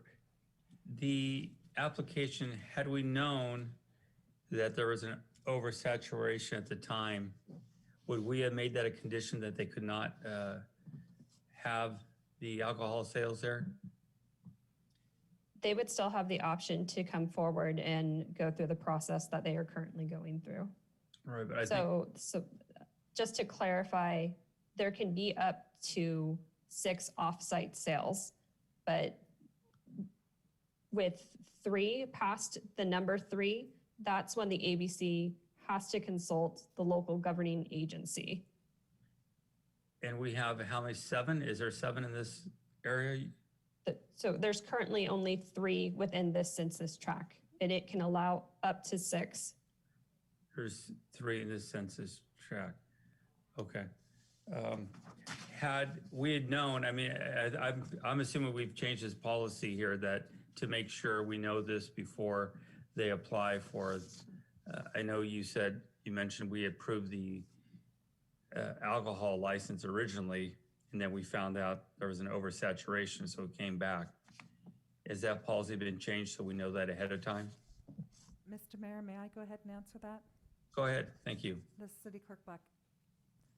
Go ahead. When Ms. this came about, we had a conference call with the state of California, and I'm not sure at what point the applicant was supposed to submit that they had received a request for a PCN for this license. Somehow it got omitted, and the city of Hollister was not aware of it. In the future, we will be, when the city clerk's office receives the ABC license, although I don't know how it's going to work for the planning department, perhaps the planning department will do it as well.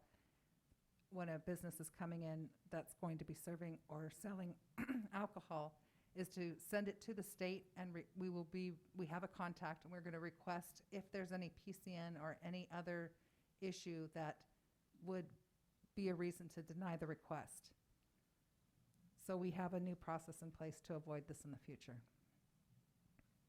So we'll Thank know you. that before we even go through the approval process and bring it before you.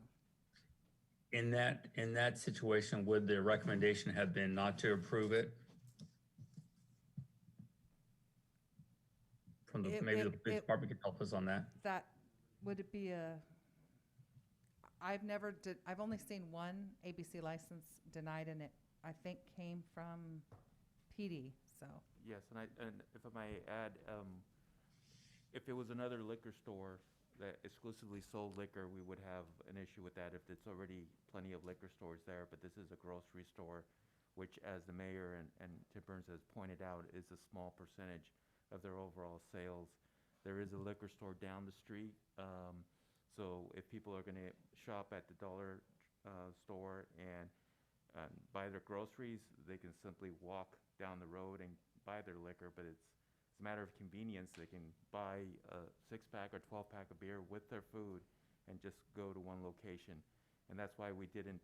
We remain neutral on the liquor license, because there's nothing we can show statistically where another liquor license would affect the neighborhood. If anything, it's going to be more convenient for people to do their shopping all together at a place like a dollar store. Thank you, sir. Any other questions from council? I do, Mr. Mayor. Councilmember Resendez or Vice Mayor Resendez? Thank you. Amber, what are the name of the 3 stores that do fall under this tier? So it is the AM/PM gas station and the Los Cuates supermarket in Taqueria. And sorry, I'm trying to. Yeah, Hollister Super was the 3rd one. So this is for the whole city, because AM/PM is pretty far out there. Los Cuates is pretty far out there, and then Hollister Super is, there's 2 Hollister Supers. Yeah, it's not for the whole city. Within your packet, there was an attached census tract. Yes. So you guys can see it. It's interesting on how our census tract is divided, because I too thought that it was fairly widely spread. But if you were to look at that map, you would understand how they've divided it. Okay. And then I don't know if Councilmember Burns' question was answered. Did these applicants know before that they potentially could not have this approved? Did they, or did they not know that, as far as you know? I would not be able to answer that. I'm not sure if they knew or not. Okay. I'm sorry, and Vice Mayor Resendez, are you done? I'm sorry for interrupting you. Yes, thank you. I'm looking at the census map now, and I think this number might be incorrect, because if I look at this map, I know there's 3 or 4 locations nearby there, not to mention those that are over the hill there. So I don't think that number is correct on this map. And I would definitely want more clarification on that, because I can think of 3 or 4 places that are within a 2-3 block radius of this facility. And then if you go over the hill, you'd have 3 to 4 more businesses. I'm kind of curious on this map. It doesn't seem to be correct. So I would also just let you know, because again, having some of the same thoughts when looking through comparing the type 20 license within there, that's another thing to take into consideration. Is there other types of alcohol licenses that are available? Unfortunately, that's not something that I pulled for this particular report. That would have to be something that's further discussed with ABC to pull what other existing type of alcohol licenses are within that census tract. Again, the type 20 was the only liquor or alcohol scales, license that I looked up for this report. Thank you. All right. Any other questions again from council? Yes, I have one, maybe two. Councilmember Spencer, go ahead. Okay, I'm looking at the overview and the project description. What I like in this is that the very last sentence in this, it says also none of the stores sell singles of beer or malt products. If you go into any other grocery store, you can walk out with a can of beer, you can walk out with a can, the malt products. From what I'm understanding, and maybe Amber can answer this, or maybe the chief, Dollar General does not allow that kind of sale, which is actually a plus for them, because a lot of people go into the grocery stores just to buy one can of beer or into a liquor store. Is this normal for the Dollar General? I mean, from what I'm looking at it, you can buy a 6-pack, you can buy the 12 or on up, and of course a bottle of wine, I think. But no single sales of beer or malt products. So I think that's a plus for them. That's all I had to say. Thank you. Any other questions or comments from council? Mayor Tim Burns. Go ahead, Councilmember Burns. Thank you, sir. Amber, I don't know if you have this information either, but I'm going to ask anyway.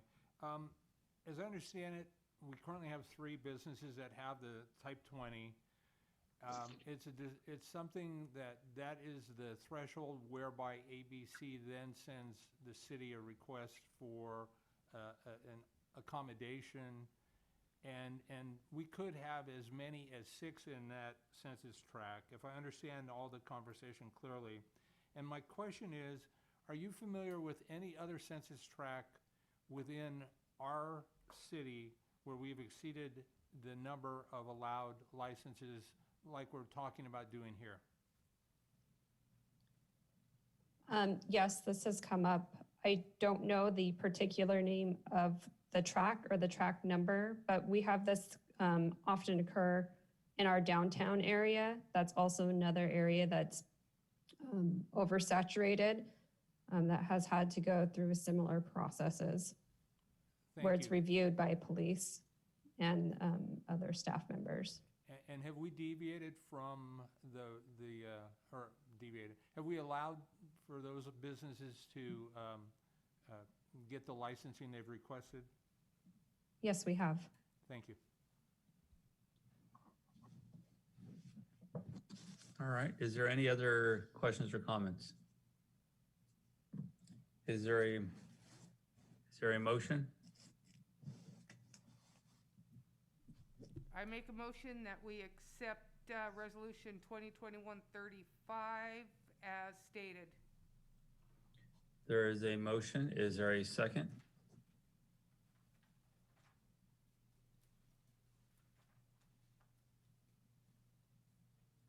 There is no second. Item dies for lack of a second. We will now move to, why don't we take a 5-minute break before we move to the next section? That's all right with council? Agreed. Okay, take a 5-minute break. Thank you, everyone.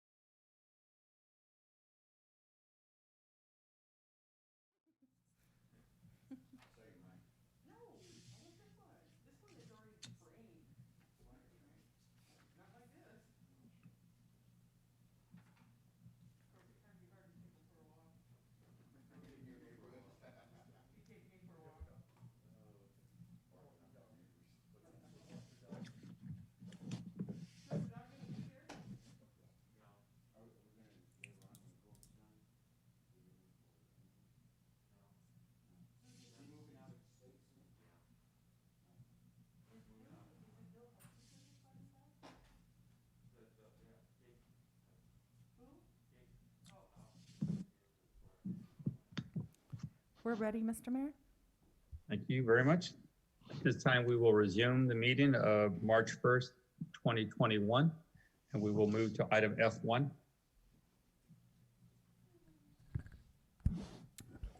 Yes, Mr. Mayor, members of the City Council, what you have before you is a resolution with your consideration on approving the agreement between the Hollister Police Department to retire Canine Officer Lupo from the department's Canine unit.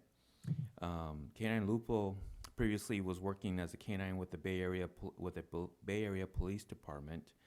The handler retired and was not able to keep Lupo. Lupo was acquired by the Hollister Police Department at a discounted price of about $4,500 because he had already been 4 years old. He's been a part of this department since January of 2020. It is common practice to retire canines to their handlers when they reach an age or condition where they can no longer be of service. Canine Lupo is a 5-year-old Belgian Malinois canine, and canine experts also advise us, the same canine experts that were training and we acquired the canine have advised us that he has approximately 2 more years of service. And that what separates him from the other dogs that we've retired. The current handler, Jason Hutchins, has resigned from the police department. He's actually moving out of state with his family. This was not a planned retirement, but it's something personal with his family and extended family that are moving out of state. They are advising, he's requesting to keep the dog and is willing to pay for the dog. The experts, the canine professionals have advised that the dog's value is about $1,400 per year with a total of 2 years of $2,800. Officer Hutchins has agreed, if possible, to purchase Lupo for that amount from the city councils if they approve this. And as a department, this dog, I don't know if you remember him when he was here for this swearing in, he is a great animal, attached himself so really good with the officer. It's going to be very difficult to retrain the dog. It might take a year to retrain him with the new handler to be able to operate as a canine with the new officer. And by that time, the dog would probably only have 1 more year of service. So we proposing this for your decision on whether to sell Canine Lupo to Officer Hutchins. Do you have any questions? Thank you, sir. Any questions from Councilmember Perez? Are we going to get another canine unit? Replace him?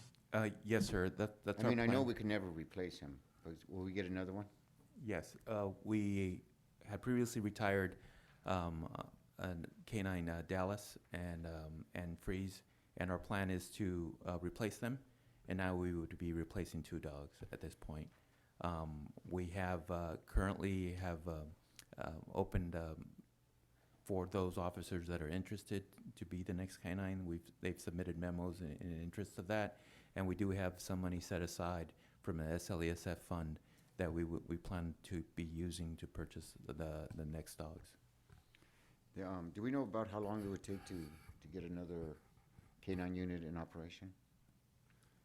It's going to take several months. When we do acquire the dog, there has to be a good match with the officer. We have to select the officer first, and then select the canines that are available that are a good match. And then the training for a new canine officer and a dog that hasn't previously been certified could it be over a month of training to get them certified. Okay. Mr. Mayor. Councilmember, Vice Mayor Resendez? Thank you. Interim Chief, do you know if Officer Hutchins is going to continue to have the dog work as a police officer in the other state, or is he retiring the dog? Do you know that by any chance? Yes, good question. No, he is retiring from law enforcement, and him and his family have attached themselves greatly to the animal, and they're just want to give him his forever home, as they say. And he is not planning on working in law enforcement in the state that he's moving to. If he's no longer planning on working in law enforcement, then I would suggest that we sell the dog to him for $1. Thank you. Thank you. Any other questions from council?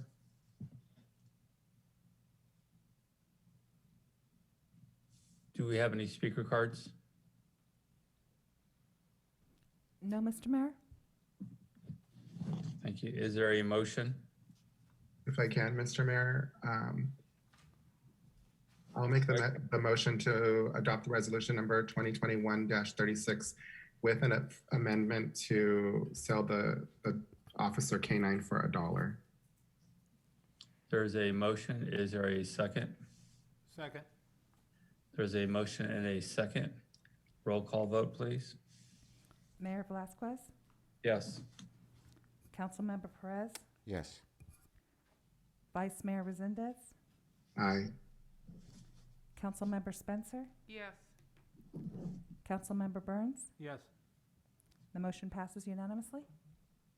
Thank you. We'll now move to item F2. Yes, Mayor, it has been requested from staff to move G5 before F2. Is the council all right with moving G5 up? Yes. Is there Yes. consensus there? Go ahead. Thank you.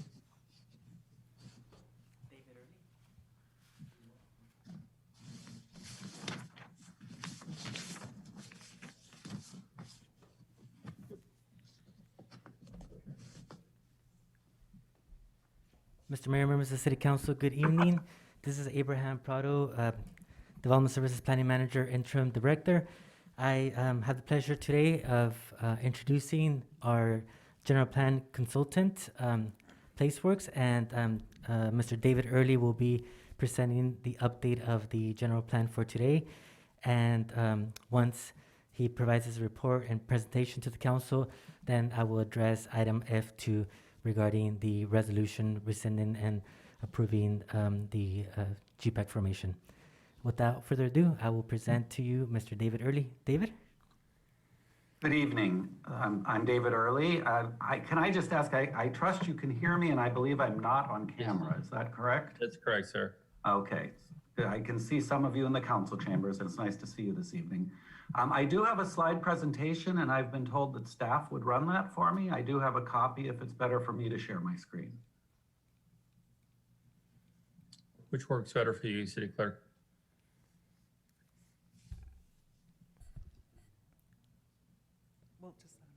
We're going to let him share his screen. Okay. That way he can move it.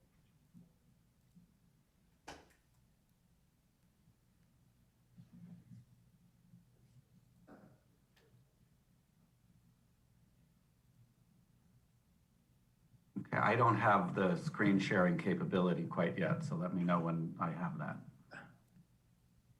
Mr. Early, go ahead and try. I don't see a button right now that would allow me to share my screen.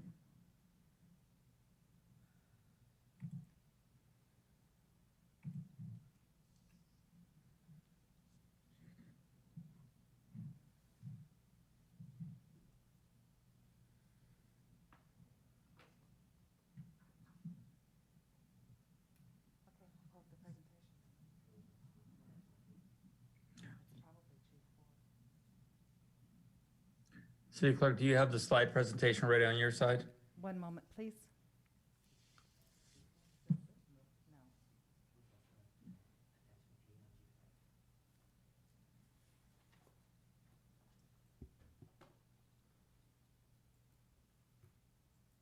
Did you email that to us?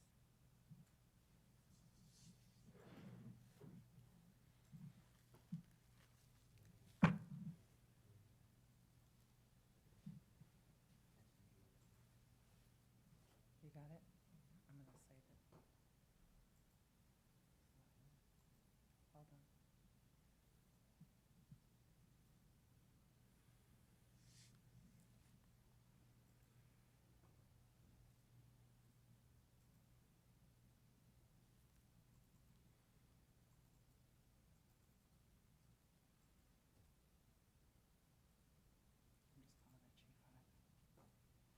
It's going to be in the folder now.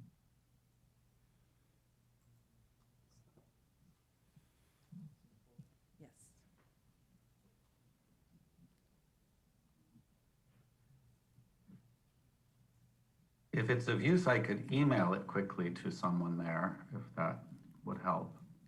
Give us just a couple of seconds more and we will have. Okay. It's just G5. It's a PDF, correct? I sent a PDF, yes. Actually, it came from Carrie Stone in my office earlier today.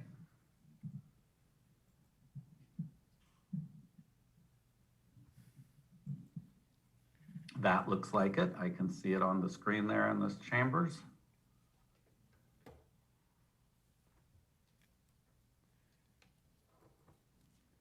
Excellent. Okay, sir, we're ready to go. Thank you so much for projecting that for me. I appreciate it.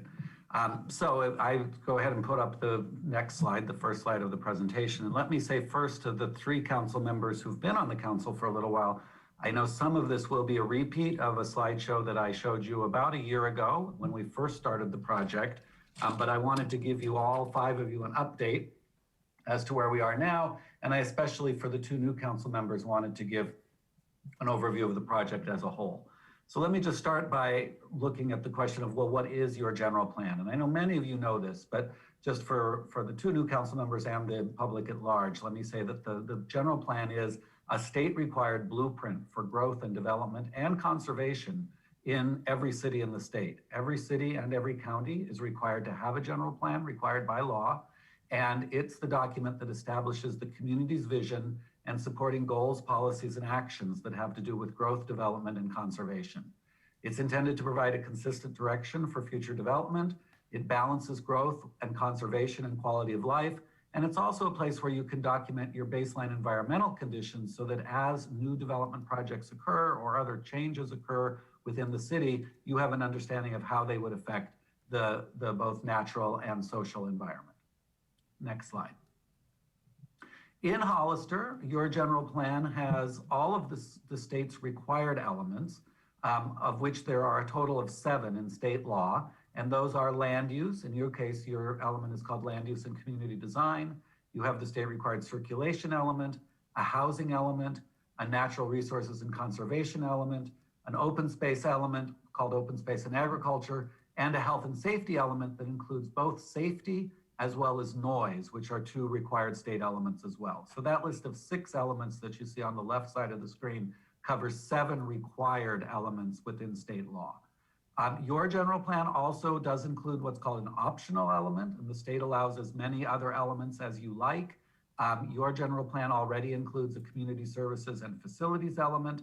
And as part of this general plan update, you've asked us to also include an arts element as well as an economic development element. So the new general plan will have a total of 9 elements or chapters. The last update of this general plan happened in 2005. It's actually a very good document in my opinion. It does need updating, it needs some fine tuning, but it's a great document to work with, and it is also time after 15 years that we go ahead and do an update now. Next slide. So we have set a series of goals for the general plan update itself, for the general plan process. The first of those is to engage a broad spectrum of Hollister's community, and we're doing everything we can to get a wide variety of people to participate, even during this time of pandemic. We are looking to reestablish and confirm the community's vision for Hollister 20 years from now in the year 2040. We understand that this city really wants to maintain its small town agricultural character and to manage growth consistent with overall community goals, while also ensuring high quality development, supporting economic development, and of course, responding to state mandates and new general plan guidelines that have arisen in these past 16 years since the 2005 update. Next slide. The project that we're doing has many components. There is, of course, at its core is an overall update to the general plan itself. That is updating the 7 elements that you already have and adding the 2 new elements. But we're also helping with implementation of Senate Bill 743, which I think most of you know is the state law that requires the change from looking at level of service in transportation analysis to looking now at vehicle miles traveled. And we're creating a policy framework both inside the general plan and at an implementation level to help the city to implement SB 743. We're also preparing a climate action plan to respond to climate change that's at the same level, if you will, as the general plan. We're preparing a hazard mitigation plan, which will support the general plan safety element. We're preparing an environmental impact report on all of those documents together. And once we're finished with all of those things, we'll also be conducting a municipal service review to allow the city to apply for annexation of any lands that the general plan identifies for future annexation. So it's quite a comprehensive, multi-pronged project. Next slide. We have by now established a planning area for the city. This slide, and I know it's a little hard to read, but I think many of you are very familiar with the boundaries that we're showing here. We're looking not only at the area inside the city limit, and which is shown in the black line, and the sphere of influence, which is shown in the yellow line, but we're also looking at the urban service area of the city, which is shown on the red line, and an even larger, the purple dashed line, which is what we call the planning area, which is an area foreseen in state law, which the city identifies for itself as the area where future development, even if it's under county auspices, would have an effect on the city of Hollister. So I want to be clear, that's not to say that the city would necessarily grow into that entire planning area. In fact, the city likely would not grow into that planning area, but would be creating planning policy to try and preserve greenbelt areas or agricultural areas around the city to make sure that the city really does maintain a consistent feel. So we are looking not only at the city limit, but the sphere of influence, any possible expansions of the sphere of influence. We're looking at policies for infrastructure in the urban service area, and we're looking at overall land use patterns in this larger planning area. Next slide. I've already mentioned some of the key issues that we're considering, but just to highlight those here, we certainly understand that growth management has been a very important issue in the city. That does include, of course, housing, and I thought your discussion about the West of Fairview project was very enlightening this evening and does point to the fact that we really do need to be looking at growth management and housing policy. We're looking at circulation and roadways, bicycles, pedestrians throughout the city. We're looking at economic development in the downtown, in the airport area, in the industrial park, and in various industries. And we're looking at maintaining community identity and high quality design. Those are some of the key issues that we're addressing in this entire update. Next slide. We have multiple opportunities for public involvement. Our scope originally foresaw a total of 8 separate workshops and events, and those would have been in person before the pandemic. We also already foresaw, even before the pandemic, conducting a large number of online activities. We do, of course, have the General Plan Advisory Committee, which has already been meeting and will continue to meet, and it does have 5 meetings coming up at the end of March and in April. I'll talk about those in a few minutes. We are going to be doing regular check-ins with you as the council. This is my second presentation to you, and we'll be having planning commission meetings as well. And of course, due to the pandemic, most of our outreach is now relying on virtual technology, but we've translated all of our workshops into virtual workshops, and we are also conducting the online activities that we previously anticipated. Next slide. We are also working very diligently to do outreach to diverse groups throughout Hollister, really making sure that everyone's voice can be heard.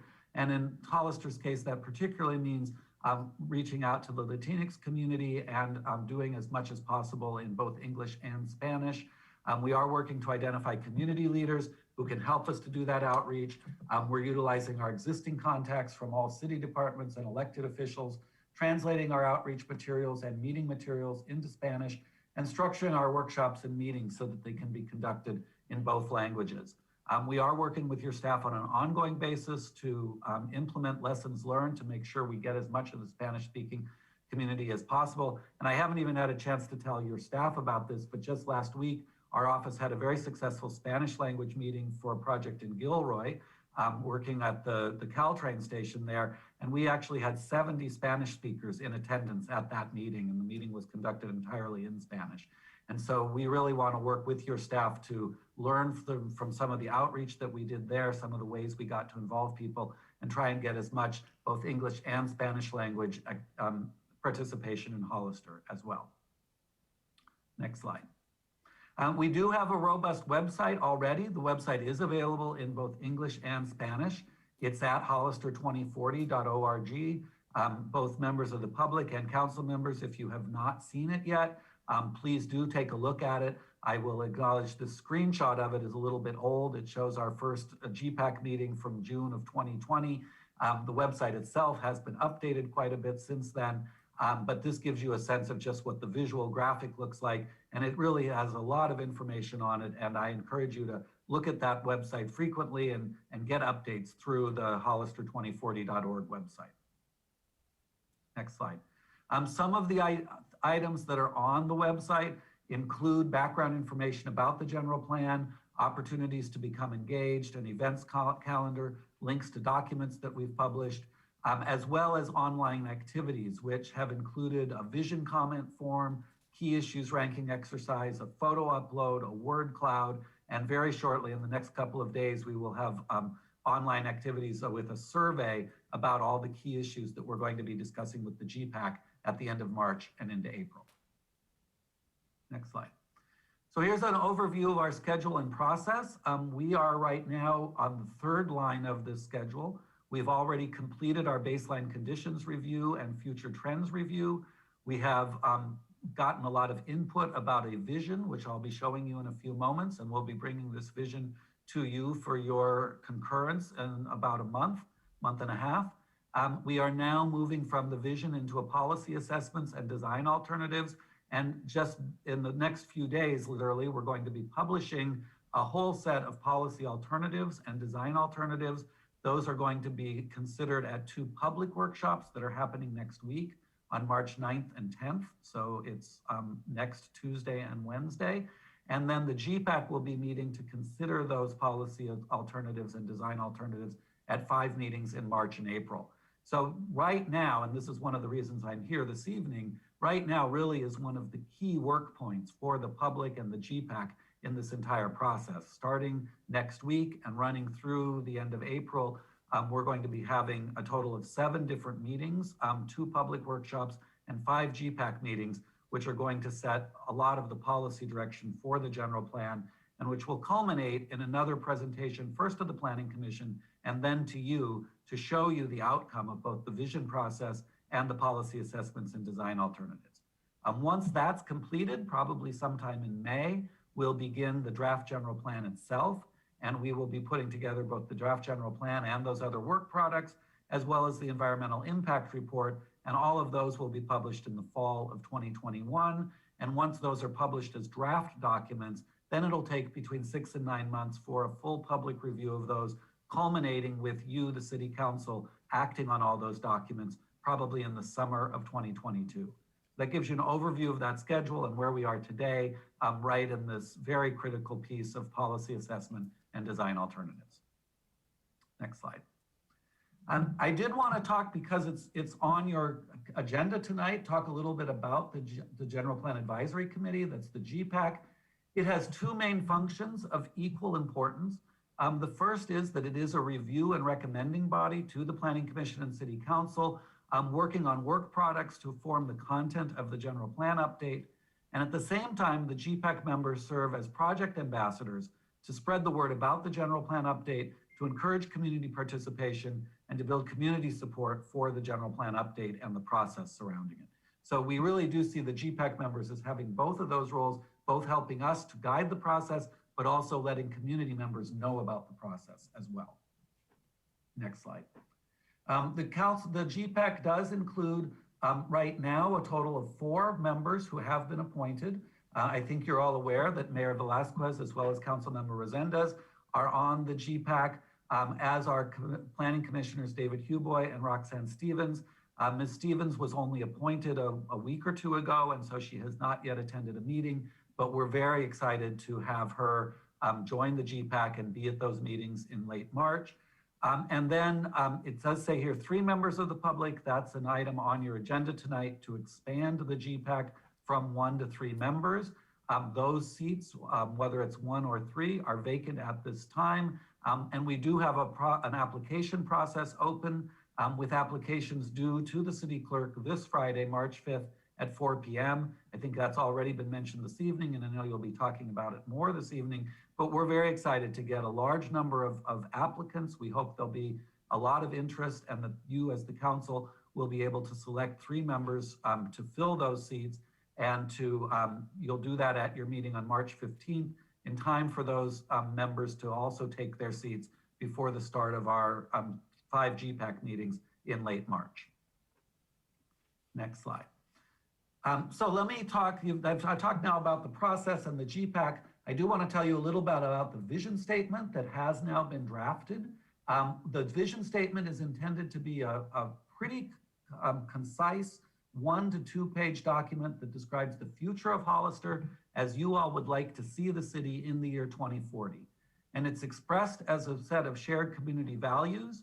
It's intended to relate to all the topics of the general plan and to guide preparation of the general plan's goals and policies. So you can see in this diagram on the right side of the slide that there's a vision statement that overarches over the entire general plan, and from it stem the goals, and then from the goals stem the policies and actions of the general plan in detail. So the vision statement is a very important foundation for the entire document. And it's interesting that your 2005 general plan, which, like I said, I think is a great document, it didn't have that single concise vision statement. You could kind of guesstimate what the vision might be out of the various policies within the general plan, but there wasn't that one-page vision that we like to see when we prepare a general plan. So we've helped the community and the GPAC already put together a draft of the vision statement. If I could have the next slide. So here's some examples. So the vision statement, for instance, would say, residents can live and work in Hollister. And that's not a verbatim sentence out of the vision statement we've drafted, but it is very similar to some of the language that came out of your process. And you can see that from that vision statement, there might be a desired outcome or a goal of increased local jobs. And there might be policies and actions, for instance, to create new land use designations for commercial uses at the airport, or there might be a development of a program to attract new businesses to the industrial park. So that gives you a sense of how the interrelationship among the vision statement, the goals, and the policies and actions would work. So we did a series of vision statement outreach events. We had a total of 4 virtual visioning workshops in June and July of last year. We also had ongoing engagement tools online in June and July. You can see here both the online engagement process and one of the Zoom meetings we conducted with very robust activities, very robust engagement from your community. And then if we can have the next slide. We did come out with a set of values as well as a detailed vision statement. And I won't try and read this now, but this just gives you an overview of it. Then you will see this in detail over the next several weeks and months. We have 4 draft values of equity, diversity, innovation, and sustainability. And then if we can have the next slide, we also have this draft vision statement. I'm not going to expect you to read it now. It is available online and in other documents, and it will come to you for your comment at our next meeting with you, which will occur after those GPAC meetings in March and April. So I'm guessing that that'll be either very late April or more likely in May, when we'll come back to you with this vision statement, as well as the results of the 5 GPAC meetings. Next slide. So I just wanted to talk about these upcoming meetings, which I've already been alluding to. We're having our virtual community workshops on Tuesday and Wednesday of next week. There's a morning meeting from 9 to 11 and an evening meeting from 6 to 8. We've chosen these times because we know that various people have differing schedules. They will be meetings that each of them is unique. People can sign up and come to both if they have both time and interest, but it's also perfectly great to be able to attend one of them, and people will be able to fully participate at either both workshops or just one of them. As I already said, we'll be able to conduct them both in English and Spanish if there's a demand for that. And we are asking people to register in advance because there is a pretty complicated agenda and we need to know how many facilitators to have and how many small groups. So we are asking people to register online at hollister2040.org. The registration is already up and available, and we hope that anyone who's listening in tonight will go, even just tonight, go ahead and log on and sign up for one or both of those workshops next Tuesday and Wednesday. Following those workshops, there will be the 5 GPAC meetings that I've been mentioning. The first of those is on Tuesday, March 23rd, and they are on 5 consecutive Tuesdays, 23rd, 30th, April 6th, 13th, and 27th. And that will be a very intensive work period for the GPAC to look at the very many important policy issues that we have for the GPAC to discuss.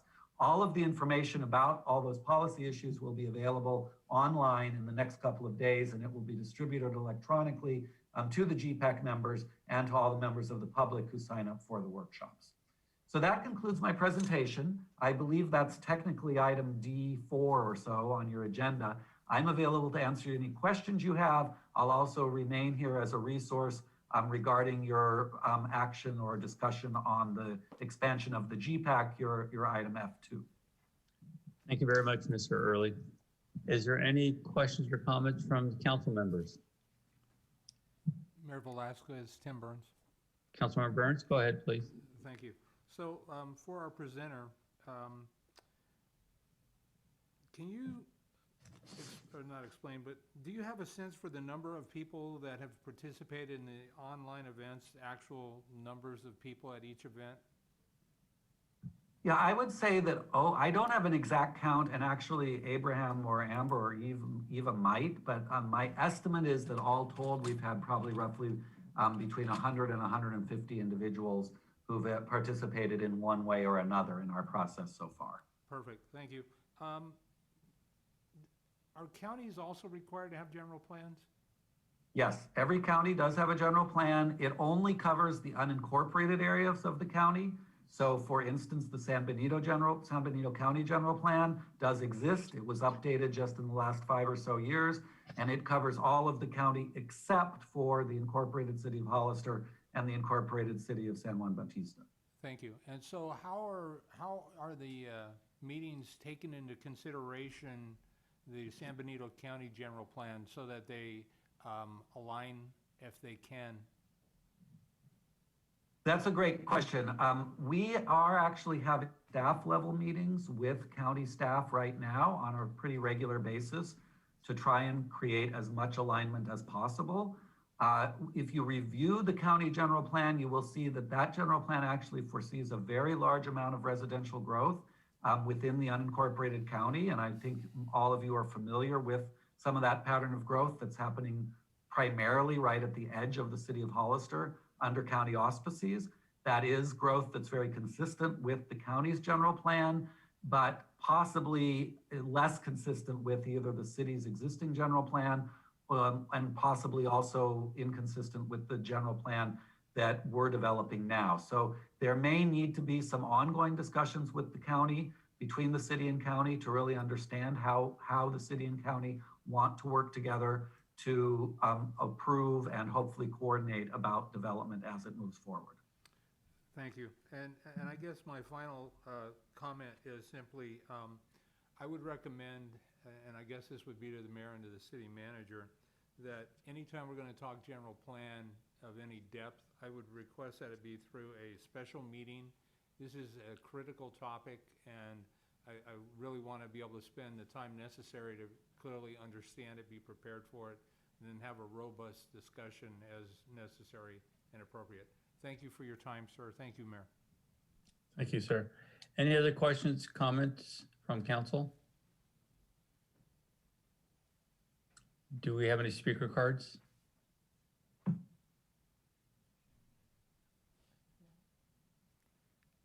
I'm going to hesitate just a moment, but I have no hands up at all. Okay, can we take down the slide presentation? Okay. Well, thank you very much, Mr. Early. We do appreciate your presentation. You're very welcome. I will remain at least listening in for your item about the GPAC expansion, and I'll be available for any questions if those come up. Thank you very much, sir. We will now move to item F2. Thank you, Mr. Mayor, members of the City Council. Good evening. Abraham Prado, Development Services Planning Manager, Interim Director. At its regular meeting of February 5th, 2018, the City of Hollister City Council adopted resolution number 2018-27. It was a resolution approving the formation of a General Plan Advisory Committee, otherwise known as the GPAC, subject to the committee bylaws and rules and rules of procedures. At its regular City Council meeting of February 16, 2021, just this last City Council meeting, the City Council directed staff to rescind and replace the approved resolution 2018-27. The approval of this resolution tonight would change the formation of the GPAC to have a 7-member GPAC appointed by the City Council instead of a 5-member GPAC, and will be comprised of 2 City Council members, as David earlier just indicated, 2 Planning Commissioners, and 3 members at large of the public residents of the City of Hollister. So with this, staff recommends that the City Council adopt resolution number 2021-37, a resolution of the City Council of the City of Hollister, rescinding and replacing City Council Resolution 2018-27 to have 7 members appointed by the City Council to serve in the City of Hollister General Plan Advisory Committee, GPAC Ad Hoc Committee, instead of the 5 members. Thank you very much. Are there any questions for staff? Any questions from council? Do we have any speaker cards? Yes, Mr. Mayor?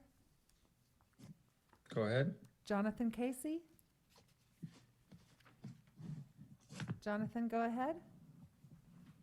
Hello, Mr. Mayor and City Council. My name is John Casey. I'm a resident of Hollister. Just a short statement. I am here in favor of the resolution and would appreciate additional members on the GPAC. This is an important tool for our current guide and the potential we have here in Hollister. And I think a broader group can help make the plan more robust, have more questions answered, and establish goals that will take all of Hollister's residents and districts together into the future. Thank you. Thank you. Thank you, Mr. Casey. Mia Casey? Mia, go ahead. Hi, good evening. It's Mia Casey from Hollister.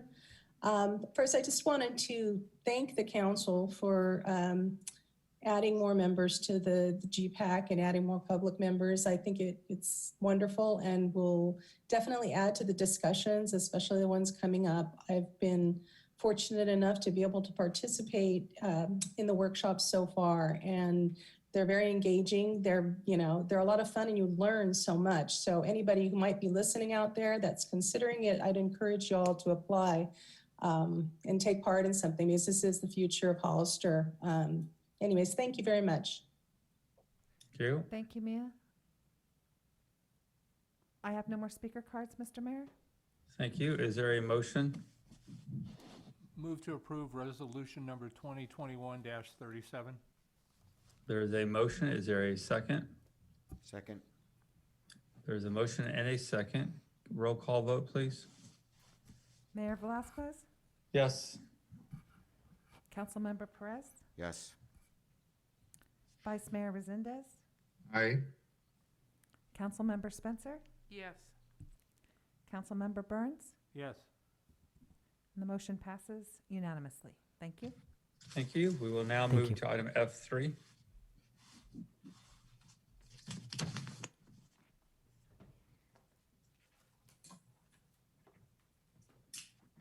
Good evening, Mr. Mayor, City Council. This is Renee Prowell, CIP Manager. Tonight before you is Resolution 2021-38, which will authorize staff to call for sealed bids for the Lad Lane and Southside Road Traffic Calming Improvements Project. Staff procured the services of Kimley Horn to prepare plans and specifications for the Lad Lane Southside Road Traffic Calming Improvement Project. The plans are now substantially complete for bidding purposes. The project will include a slurry seal and will construct bicycle improvements and traffic calming measures on Lad Lane from Tres Pinos Road to Southside Road, and on Southside Road from San Benito Street to Lad Lane. This will include a Class 4 bike lane protected with rubberized curb, signing, striping, and traffic circles. Once the bids are received and opened, staff will bring back a contract and an appropriation for council approval. Staff recommends that the City Council authorize the calling for sealed bids for this project. Do you have any questions? Any questions from council? Yes, I have some. Councilmember Spencer? Renee, what is the traffic circles? I can barely hear you. What are the traffic circles? What are the traffic circles? Yeah. Mini roundabouts. That's what I was afraid of. Well, actually, this would probably be good because we do have a very serious racing problem on these streets. So hopefully this will slow down the traffic there. That's all I needed to know. I've just never heard them called traffic circles, just roundabouts before. Thanks, Renee. You're welcome. Thank you. Any other questions or comments? Do we have any speaker cards? No, Mr. Mayor? Is there a motion? I motion that we accept 2021-38 as stated.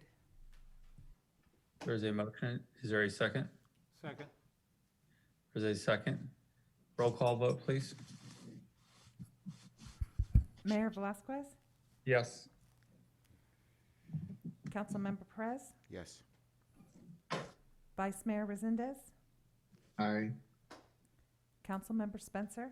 Yes. Councilmember Burns? Yes. Thank you. The motion passes unanimously. Thank you. We will now move to item F4.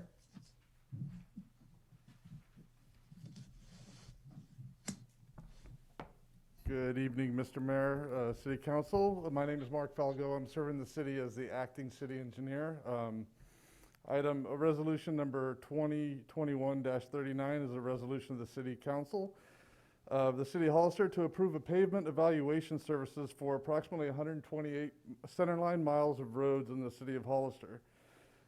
This item will provide information to the council regarding automated road assessment and approve the services for pavement evaluation in accordance with the on-call professional services agreement between the city and Kimley Horn to plan data collection, collect pavement condition data, and to field validate that data for the city's use in developing a pavement rehabilitation program, and will authorize the execution of a task order for the above described services. In short, pavement conditions are typically evaluated every on a 3 to 5 year cycle, and the latest pavement evaluation for the city was done in 2016. The method that will be presented by Tim Miller of Kimley Horn shortly provides a means to digitize the data collection and the data for easier use by staff in preparing and organizing pavement rehabilitation projects by proximity and by pavement rehabilitation type. So I would like to, with your permission, turn it over to Tim Miller of Kimley Horn to provide the presentation. Go ahead, sir. Good evening. Can you hear me? Yes, sir. Good evening, Mayor and members of the council. My name is Tim Miller, and I'm a pavement engineer with Kimley Horn. I'm pleased to take this brief opportunity to share some more information about this proposed assessment with you. Next slide, please. So just a quick overview of the presentation. I'd like to spend a minute talking about the data collection process and the online viewing platform that will be a part of this program, and conclude with how this assessment can be used to build out a pavement rehabilitation program. I do provide more information at this link below that you are free to review at your convenience. Next slide, please. So current data collection methods can be time-consuming, dangerous, expensive, infrequent, and labor-intensive. Typical methods usually involve either a visual-only inspection or a high-speed sensor van. Visual inspections typically take a long time, can be dangerous depending on location, and are labor-intensive. Other automated approaches can be expensive, and because they are expensive, they are infrequently conducted every 3 to 5 years. And so our approach is a hybrid approach that really combines the best of both worlds, the automation and digitization that technology provides us, along with the assurances that come with a trained pavement inspector to help make those pavement rehab decisions. Next slide.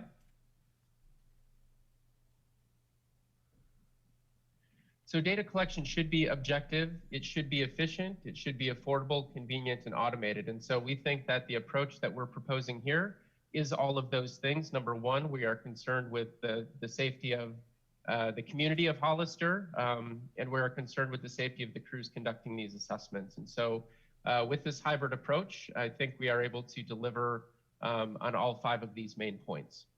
Next slide, please. So what does the data collection process look like? Well, we're using a standard passenger vehicle at traffic speed. There's no traffic control required.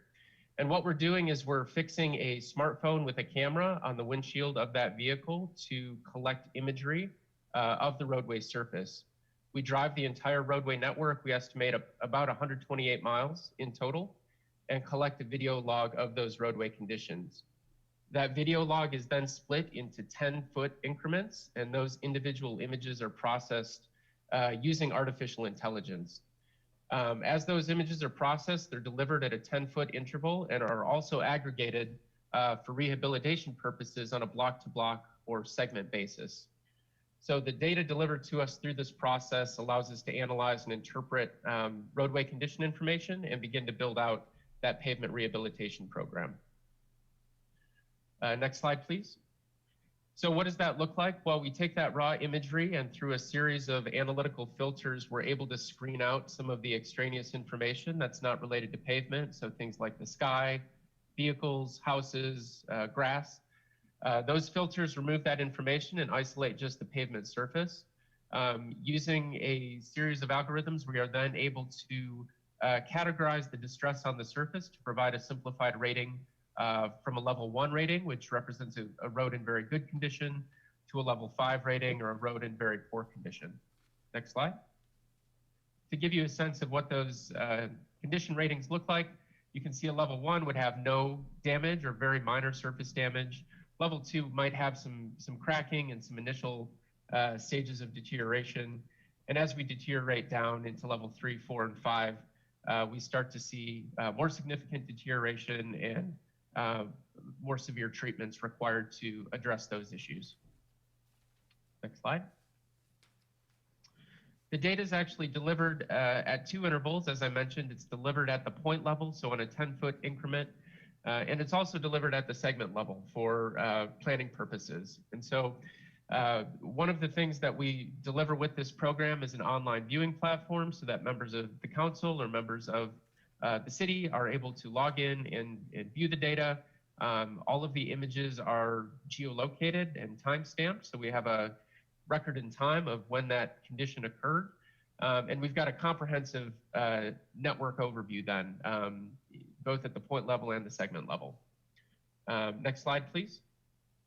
With the segment data then, you can see with the green ratings representing a good condition, transitioning to red in poor condition, we've got a really good idea of where we need to start assigning work. For example, the red and the orange blocks may represent where we need to do a more severe resurfacing or reconstruction project, while the light green and the yellow may represent a good candidate for a resurfacing project. So, or I'm sorry, a slurry seal project. So at a high level, we can begin to articulate what the needs of the network are and how much those repairs are going to cost over the 128 miles within Hollister. Next slide. The data is delivered in a format that is available online, as I mentioned. We also deliver the data in tabular format and in shapefiles so that it can be integrated with your existing GIS system. The data is assessed at a 3-meter or 10-foot interval. Like I said, the GPS images are tagged, and so we have lat-long coordinates as well as timestamps for every image that's included in the assessment. Again, we're looking at that quantitative 1 to 5 rating across 100% of the entire network. Next slide. So we begin with this data. This data really forms the blueprint, and we begin to supplement that information with the visual surveys to define more concrete treatment recommendations. And so this hybrid approach combines that full video log and those 1 to 5 condition ratings with more detailed distress ratings that are collected using trained pavement inspectors. And so we're able to move from that network level overview of here's what we have across the network to a very kind of succinct and project level where we can start to make decisions and priorities and come up with projects that could be incorporated into a CIP program. Next slide. So with this program, we're able to identify what some of those high-level goals are. If we are looking to do just a preventive maintenance program involving crack sealing or patching, we've got the information to build out that program. Likewise, if we're looking at doing some resurfacing or rehabilitation, we've got the data-driven backbone to drive those recommendations and those suggestions. And so That information can lead us into a full pavement management implementation. Some of you may be familiar with a program like Street Saver that's been used in municipalities across the state of California. This is the type of information that is needed to populate a full-blown pavement management program. And so with this program, we feel that this method and this approach is scalable. We are starting small, but it allows us to incrementally build and to achieve some of those farther reaching goals that the city of Hollister has for its infrastructure. Next slide.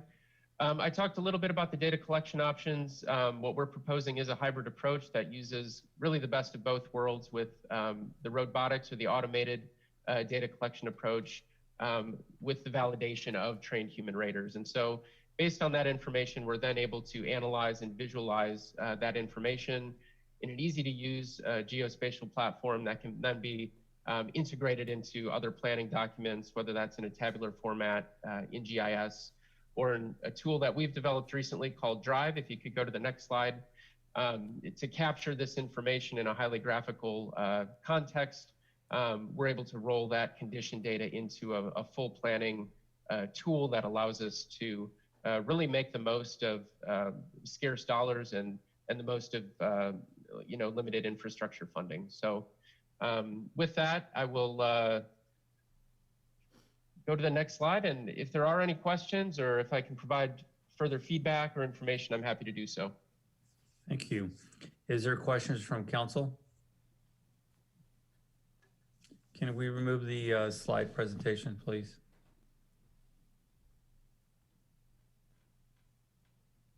Thank you. Do we have any questions from council members? I have a few questions for you if there's no other questions from council. Have you used this process in other cities nearby? Yes, we have, sir. We actually did a smaller pavement assessment in the city of Marina for a part of Reservation Road. And so this tool, while it wasn't a full network evaluation, it did allow us to identify appropriate treatment strategies for that stretch of Reservation Road and just evaluate inconsistencies in condition across approximately a 2-mile stretch of roadway. But this is a tool that we've used in other parts of the state and in other states as well. So it's a technology that we're very comfortable with. So you have used it for an entire city already? Yes, we have, sir. And can you maybe email us some links so we can take a look at it as council members to see how that looks and we can get familiar with it? So we can see. Yes, I'd be happy to do that. Results of that. I do want to go back to the question, or one of the statements you said you mount a camera onto a car windshield. And then I heard you say sensor van. So are we talking about a sensor van or are we talking about an iPhone on a window? How does that the latter statement is correct. This would be an Android-based phone mounted on the windshield. The differentiation between the two is that a sensor van would have predominantly downward-facing laser line scan technology, and so you'd be scanning the surface of the roadway. Those technologies are typically quite expensive, and so that's not what we're proposing here. We're proposing a cell phone-based technology that would be mounted on a standard passenger vehicle. So that cell phone obviously has some special program to identify issues as far as cracking in the roads, alligator, all those different things that are happening, or how does that work exactly? Yes, so the phone itself is taking an ongoing image log or a video log, and it's that imagery that's processed using the artificial intelligence to identify those cracks and the severity levels, and then to assign the condition rating for that stretch of roadway. I guess to add to that question, some roads are still in good condition, but they need to be sealed again because of start the breakdown of the road. Does that camera pick that up too, or does it only pick up when it's seeing cracks? That's a good question. So some of that surface oxidation and that surface wear and tear is difficult for any system to pick up. And so whether it's a sensor van or this method that we're proposing, the system would be challenged. And I think the approach that we're proposing with this hybrid methodology where we're using technology, but we're also using human eyes and trained pavement inspectors to go out and validate those conditions, I think any deficiencies that aren't picked up with the technology can be picked up with the human eye and the trained rater. Can that be done at the same time as that person is driving the vehicle, or is it just another person you hire to drive the vehicle and then come back and have somebody more specialized in this go back and look at this? So typically we could do it at the same time. I think our approach is more targeted in that once we have those initial conditions and that initial blueprint, we can go in and target those more specialized field investigations. I think that allows us to save time in the field and also helps direct staff as to where they should be reviewing that detailed information. So we've got the full video log, and that helps us to identify where those more strategic distress surveys need to occur. And you could create the PCI from just this phone. Well, we're creating that 1 through 5 scale, and it's through those visual inspections that we're transforming that 1 through 5 into the PCI. The PCI is a similar rating scale. They're not identical, but there are strong correlations between the two. Okay. Have you read the current book we have, PCI ratings on that was done 5 years ago, 6 years ago? I believe I do have a copy of the pavement management program. Yes. Good. Okay. I think it's very important. I'm fascinated by the new technology, and I think if it's something that can work, it would definitely benefit us. We learned a lot just from the other time we went out to go do the inspections of the roads, and everybody was surprised to find out that it's not $800,000 a year to fix the roads, but more to $4 to $5 million. And I just want to know, how long would this process take to get the information so we can get moving on the repair of slurries, filling, and of the grinding of some of our roads? How long will this process take? So it takes a few weeks to inventory the network in terms of setting it up geospatially and getting the segmentation correct. That's usually a 1 to 2 week process. It's a couple days to drive the network. And once that data is collected and uploaded, it's a 30-day data turnaround. And so I would say within about 2 months, we would have a full record of those conditions and could start making decisions at that point. At that point, we would have the PCI number? Yes, in approximately 2 to 3 months, we could have that full PCI ranking as well. And more questions, sorry.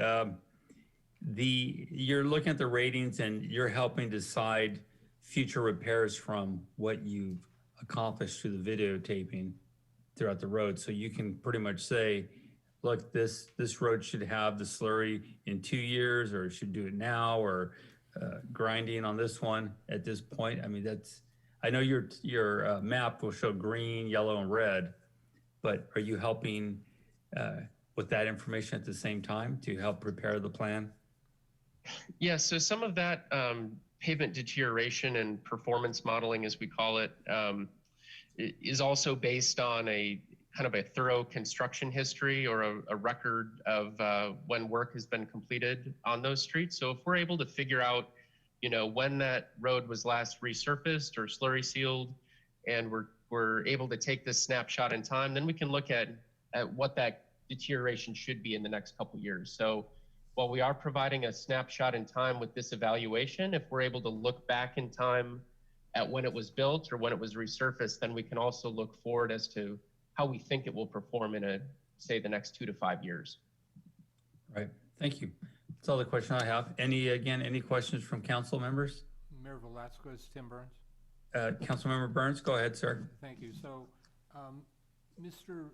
Miller, I'm looking at our council packet, page 293, and what I'm looking at is the cost for this work, and I'm seeing two different numbers. I'm seeing one number that's $27,680, and I'm seeing a number below it of $25,070. So am I to presume that this is about a $53,000 task? Yes, sir, that's correct. It's broken into the two phases, where the first phase would be the automated data collection approach. And the second portion of that would be the field validation in support of the recommendations. Thank you. And so I guess my follow-up question to that comment would be for the city engineer. What, if we were to do this through traditional means that we've done in the past, what would the cost be for a similar amount of work? Would it be more or less equal? I was not working for the city in 2016 when it was last done, so I can't give you a comparison. I'm not certain that I can. I don't know. Yeah, Brett, do you? sorry, I don't recall that number either. I believe the cost was in the 40s. Okay. The last we did it. So a little more expensive, factoring in inflation over the years. And it seems as though, at my perception, this will be quicker, timelier, more in-depth, and allow us to then move forward in a more timely manner. Is that a fair assumption? I believe that yes, I believe that's true. And the reason I believe that is the display of the data allows it to be used a lot easier than, a binder. The binders are great, the report that we had last time, but you got to go through it and with a map to figure out where you're going to do stuff. Whereas the way that this collects and displays the data allows us to look at grids, pieces of the city that we want to target, and pick the roads out that are in the most need pretty quickly. Thank you, sir. Mr. Mayor. Vice Mayor Resendez. Thank you. Mr. Miller, just for a point of clarification, we're going to have everything done within 2 to 3 months, including the website and the reports and the recommendations. Are we talking start to finish within 2 to 3 months? Yes, our current schedule shows approximately 3 to 4 months. I think we can expedite that to 3 months if there's a desire to do so from the council. Okay, thank you. Any other questions from council members? All right, this time, is there any speaker cards? I have no speaker cards, Mr. Mayor. Thank you. Is there a motion? So moved. There is a motion. Is there a second? Second. Motion second. Roll call vote, please. Mayor Velazquez, Yes. Councilmember Perez, Yes. Vice Mayor Resendez, Aye. Councilmember Spencer, Yes. Councilmember Burns, Yes. and the motion passes unanimously. Thank you. We'll now move to item F5.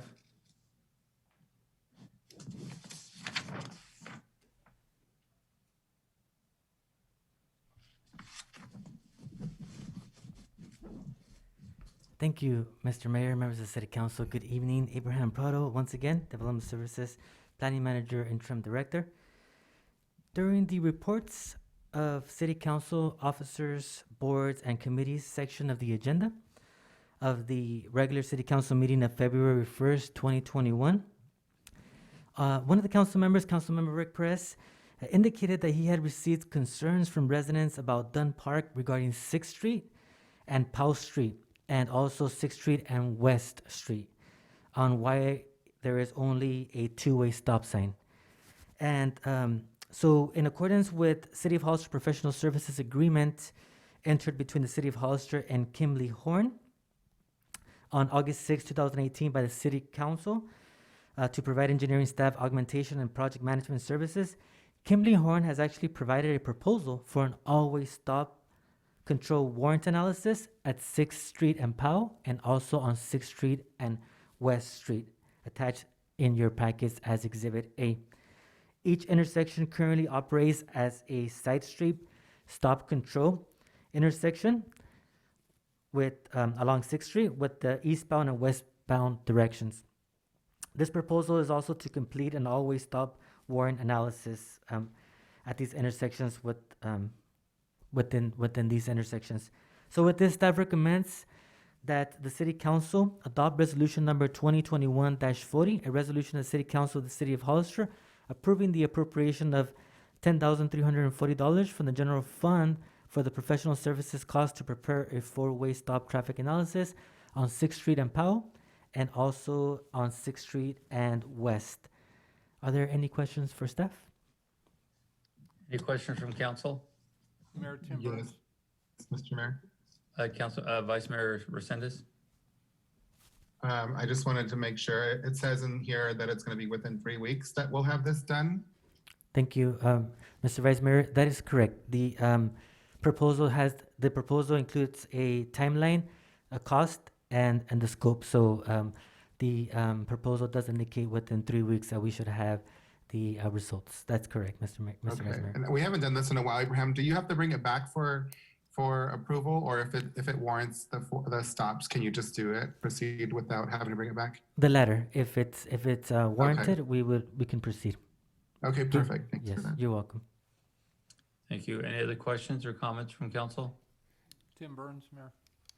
Councilmember Burns, go ahead, sir. Thank you. Mr. Prado, do we have a sense for the number of accidents that have occurred on this road in the last year, 2, 3, or 4? That's a really good question. As part of the proposal, we will be working with Kimley Horn, and Kimley Horn is going to try to get at least within the last 12 months, but up to the last 36 months if possible, working with the Hollister Police Department to see what kind of data we can get. So given the authorization tonight, they will be working on trying to get that information with the police department and having that to use it with their report.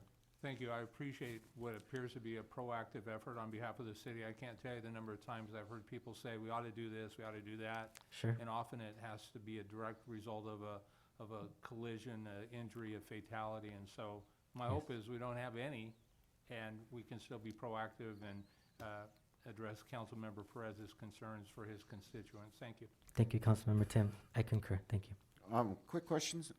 Sure. So, Councilmember Perez, go ahead. So if it's found that we don't need it, you will let us know that way, or?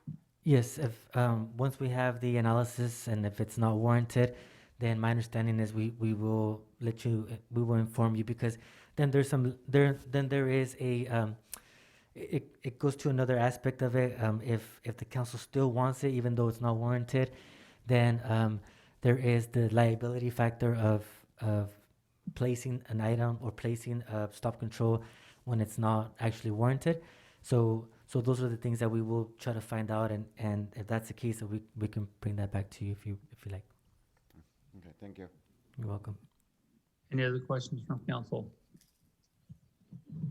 Mr. Prado, I have a quick question. Sure. Is Kimley Horn here tonight? Yes, Kimley Horn. Kimley Horn. We have Mark Falgo, our acting city engineer. I think it's Ben Huey who did the proposal. He's actually not, but he's just waiting on if approved. He's waiting on the letter to proceed. But Mark Falgo is here as well. I just have a quick question for them. Sure. I know we had them do some other studies close by on Monterey for some other four-way stops that were not warranted in the end.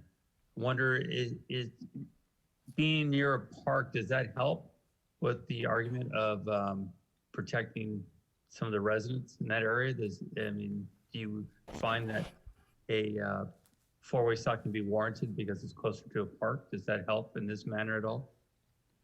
I don't believe that the proximity to a park does. I think that the warrants include the volumes of side street traffic versus through traffic that doesn't stop. Accidents, as Abraham had pointed out, number of accidents in the last 12-month period.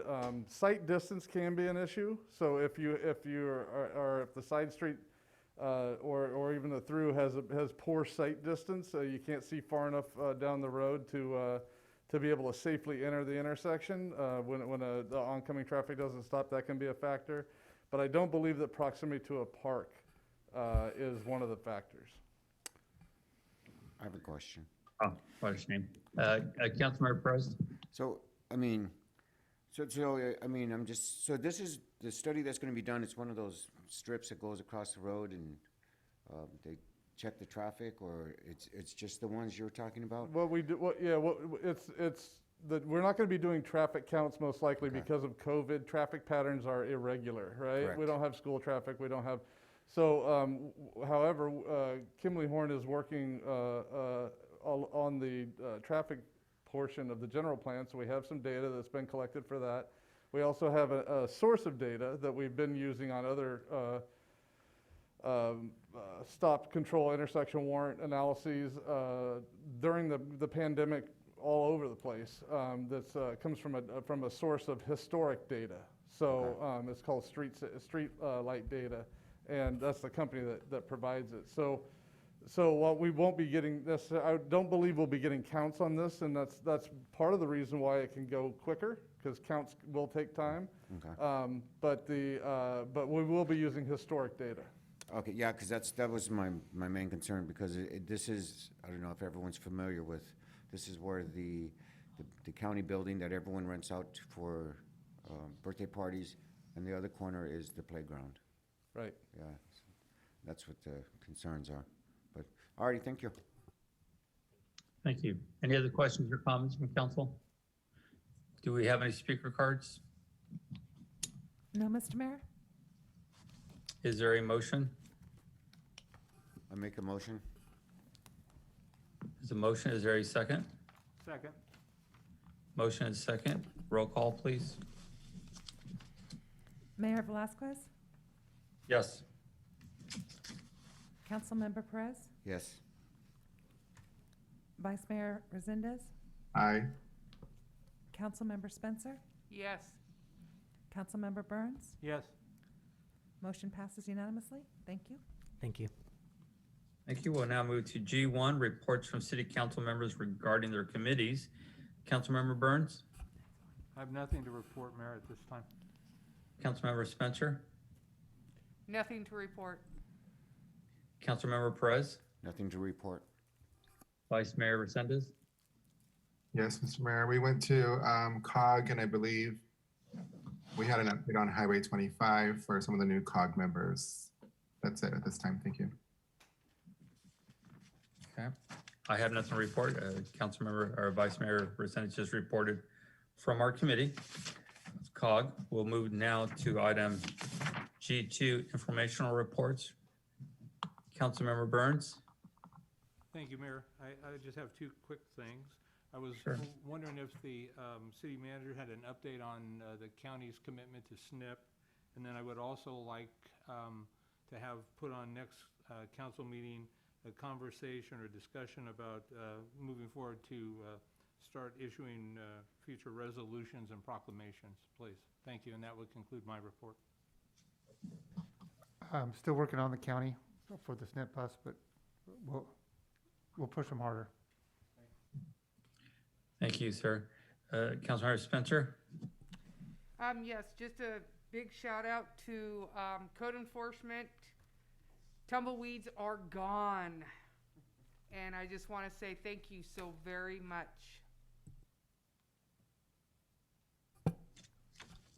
Councilmember Perez? Yeah, so the, actually, nothing to report. I'll wait for, are we on G? Okay. G2. So actually, the streets, since the streets came up, and I'm a big advocate for our alleys also. And I know that we've, Brett and Mayor, we've went on these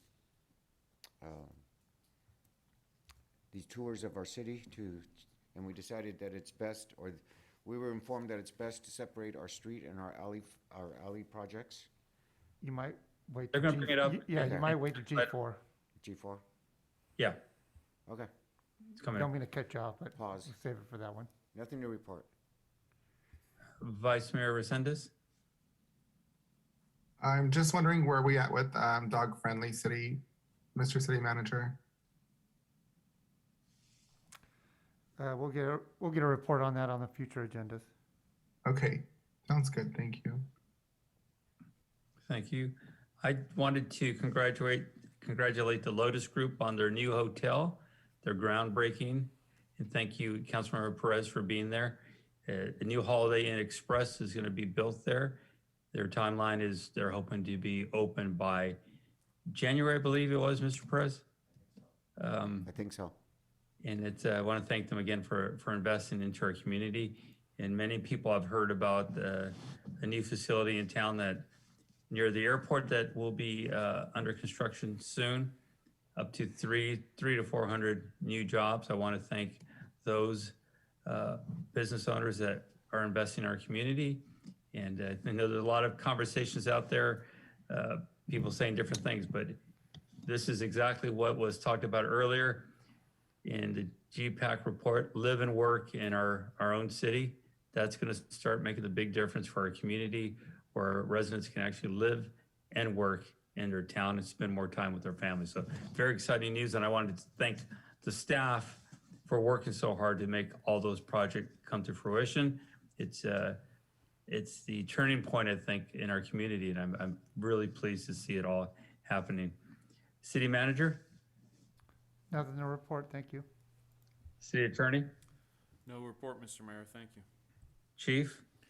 Yes, Mr. Mayor, thank you. Really briefly, the last council meeting, we discussed the retirement of Dan Wynn, Lieutenant Dan Wynn. Over the last 2 weeks, we've had 2 additional retirements. The one we spoke of earlier was Jason Hutchins with the K-9, and also Rudy Rodriguez was a 20-year veteran. Rudy has been he has an amazing ability to remember so many people's names and the contacts he's had over the years. It's just going to be very difficult to replace someone like that. He had his experience as well as his friendship, and his infectious positive attitude will be missed at the department. We wish both him and Jason a great good luck with their retirement. And also last week we had a swearing in of Alyssa Bautista, went from animal control officer to animal control supervisor. It was really great that we're promoting from within. She's replacing Kara Els, who has now started the police academy for our agency. So yeah, that's great news. And earlier today we had a swearing-in ceremony at the police department. Christine was gracious enough to swear in our newest officer, Austin McKinney. He is a veteran, served several tours in the Marines prior to being here with us. So we're really excited about that. And one last thing, I obviously communicated with Officer Hutchins about your vote for the dog, and he just wanted to say he is extremely appreciative of your generosity, and his family, his children are excited to keep Lupo and give him his forever home. He sends extreme gratitude, he says. Thank you. Thank you, sir. City Clerk?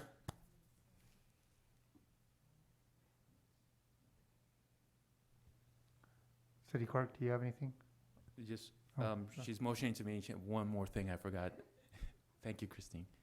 Oh, And there. next Monday, we're going to have another swearing-in. Isao Perez has been in the academy. He's graduating, and will be a swearing-in ceremony for him to start as our newest officer next week on Monday. Thank you, Christine. Nothing to report, thank you. Thank you. Before we move to item G3, we are coming up on 10 o'clock. Is there consensus for the council to continue after 10? Tim Burns, I'll move to continue. Is there consensus from the other members? Continue. Okay, thank you very much. I see the head shaking. We're going to move now to item G3.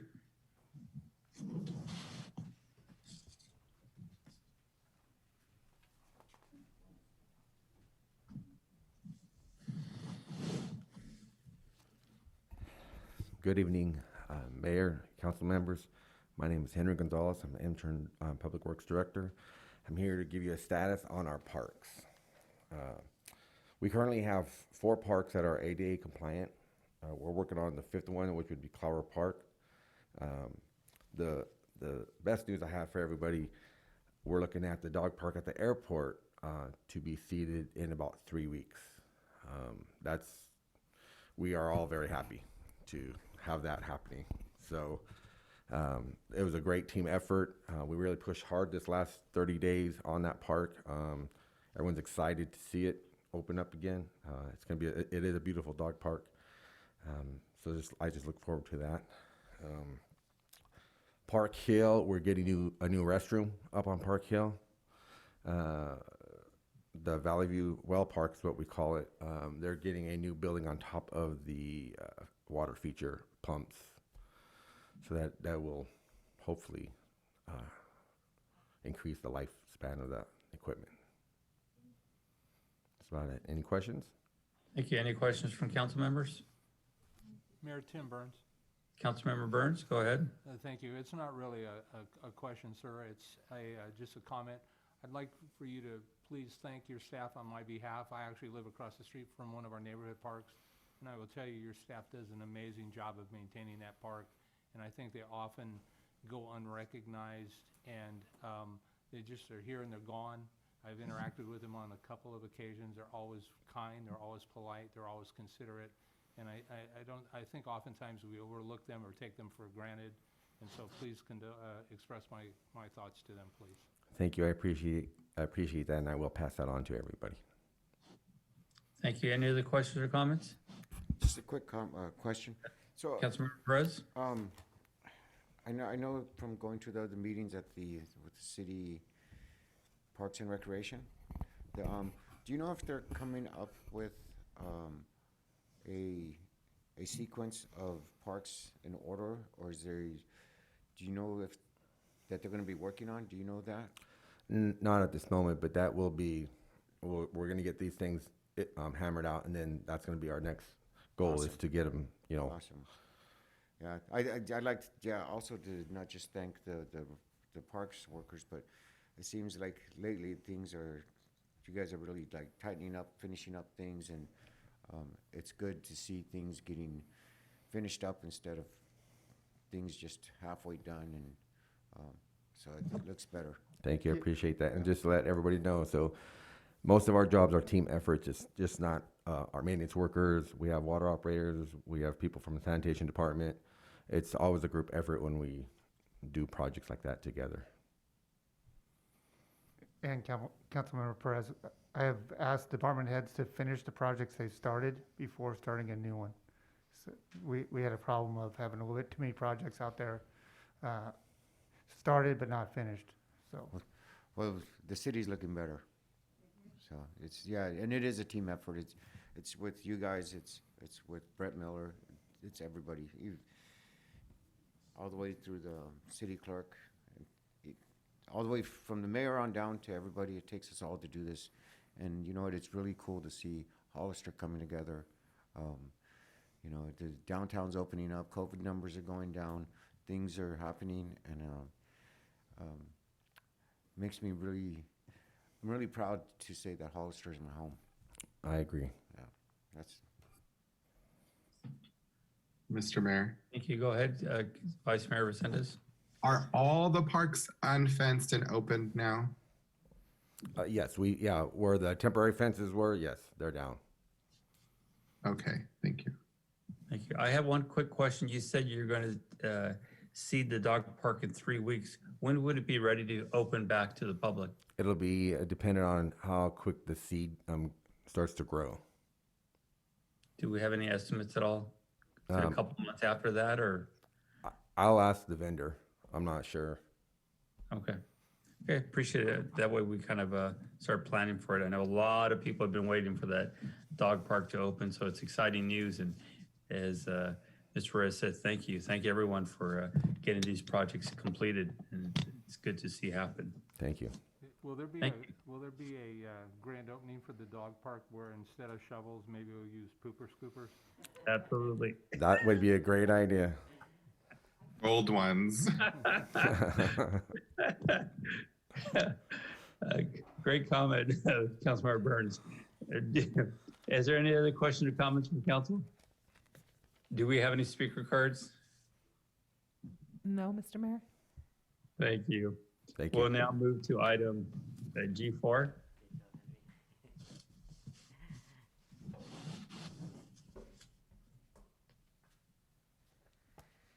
Thank you, Mr. Mayor, members of the City Council. Good evening. Find it there, Phil. My apologies.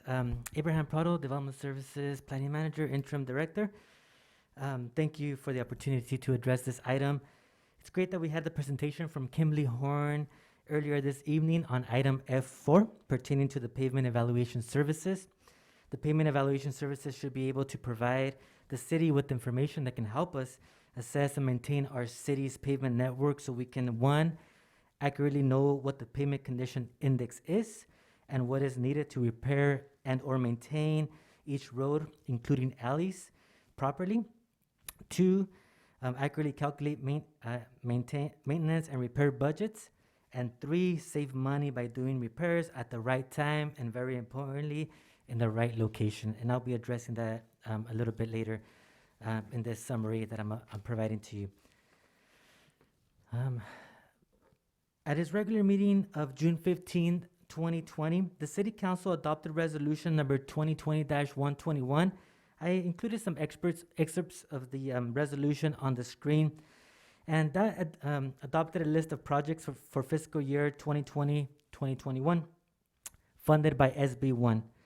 And regarding the finances, we'll also include that. We'll have a slide. I'm gonna have City Manager asked to include it. He'll talk a little bit about that in just a little bit. But the City of Hollister will receive approximately $760,788 for road maintenance and rehabilitation, the RMRA fund for fiscal year 2020-2021 from Senate Bill 1. And per the resolution, the funding will help maintain and rehabilitate 5 roads in the City of Hollister this year, and a lot more in the future, as indicated in the second whereas indicated on the street. As we all know, there are various roads throughout our precious community that are in high need of repair that don't necessarily just may need chip or seal or overlay, but actually grind and overlay. And many, including various alleys, require stormwater maintenance for flood control as well. The roads selected by the council to be rehabilitated for the 2020-2021 year are as follows. And I indicated more of a map to show these instead of a list. And these are McCarthy Street, which you can see at the top right of the map. And the PCI, or pavement condition index, there is at 17. And I copied a map there, a layer there of what the pavement condition indexes are in regards to from failed to excellent condition. And as you can see, a 17, it's in really bad shape and in desperate need of rehabilitation.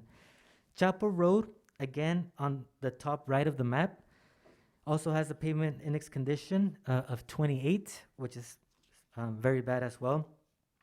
Caston Court, which has a PCI of 34, will be covered as part of this section as well, which is adjacent to the east of Chapel Road as indicated in the map. I'll provide another map that focuses on that location just a little bit. The other roads that were also considered were Park Street, the section east of San Benito Street to west of Prune Street, and you can see that at the bottom of the map. You'll see where Park Street is pointed to, Olive Street as well, and then on the west side of town, you see Line Street. I just want to indicate Park Street has a PCI of 82, which is actually considered fair, almost even good. Olive Street does have a one that needs work. That's in the 13. That does need work. But then we have Line Street on the west side, and that has a PCI of 71, which is fair per the PCI. Again, the City of Hollister will receive an estimated $760,788 in road maintenance and rehabilitation, RMRA, funding in this fiscal year, or fiscal year 2020-21 from SB1. And the original grant and overlay work for all the approved roads consist of approximately $628,000, which you see there on the map. And that was an indication from from Kimberly Horn in regards to all the work that was for all the roads that were approved for this year. So staff is looking forward to getting this road rehabilitation project started. However, staff would like to bring to your attention potential cost savings, along with the method to identify the evaluation of all roads and alleys by actually grouping road rehab projects in the form of a grid map. And I'm going to go a little bit more into detail. We find as staff that that's going to be really important for presenting this to the city council in the future to make determinations in regards to the roads that we want to rehabilitate in the future.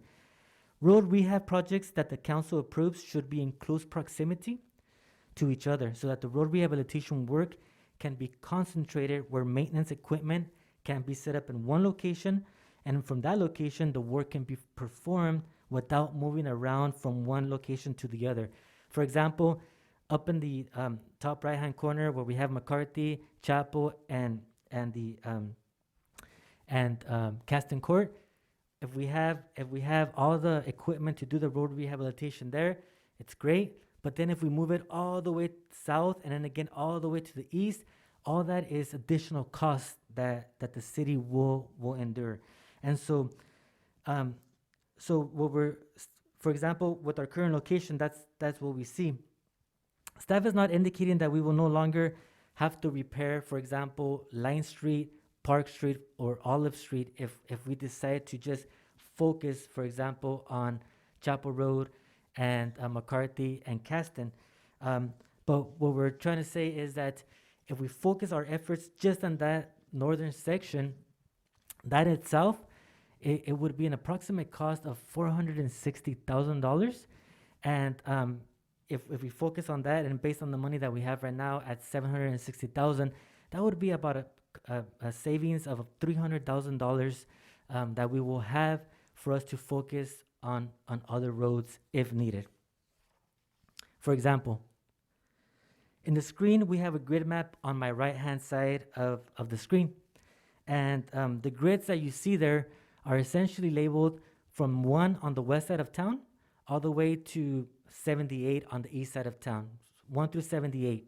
So there's a square pretty much, or a grid, another form, throughout the city of Hollister. What we're seeing specifically here on the left side of the screen is grid sheet number 44.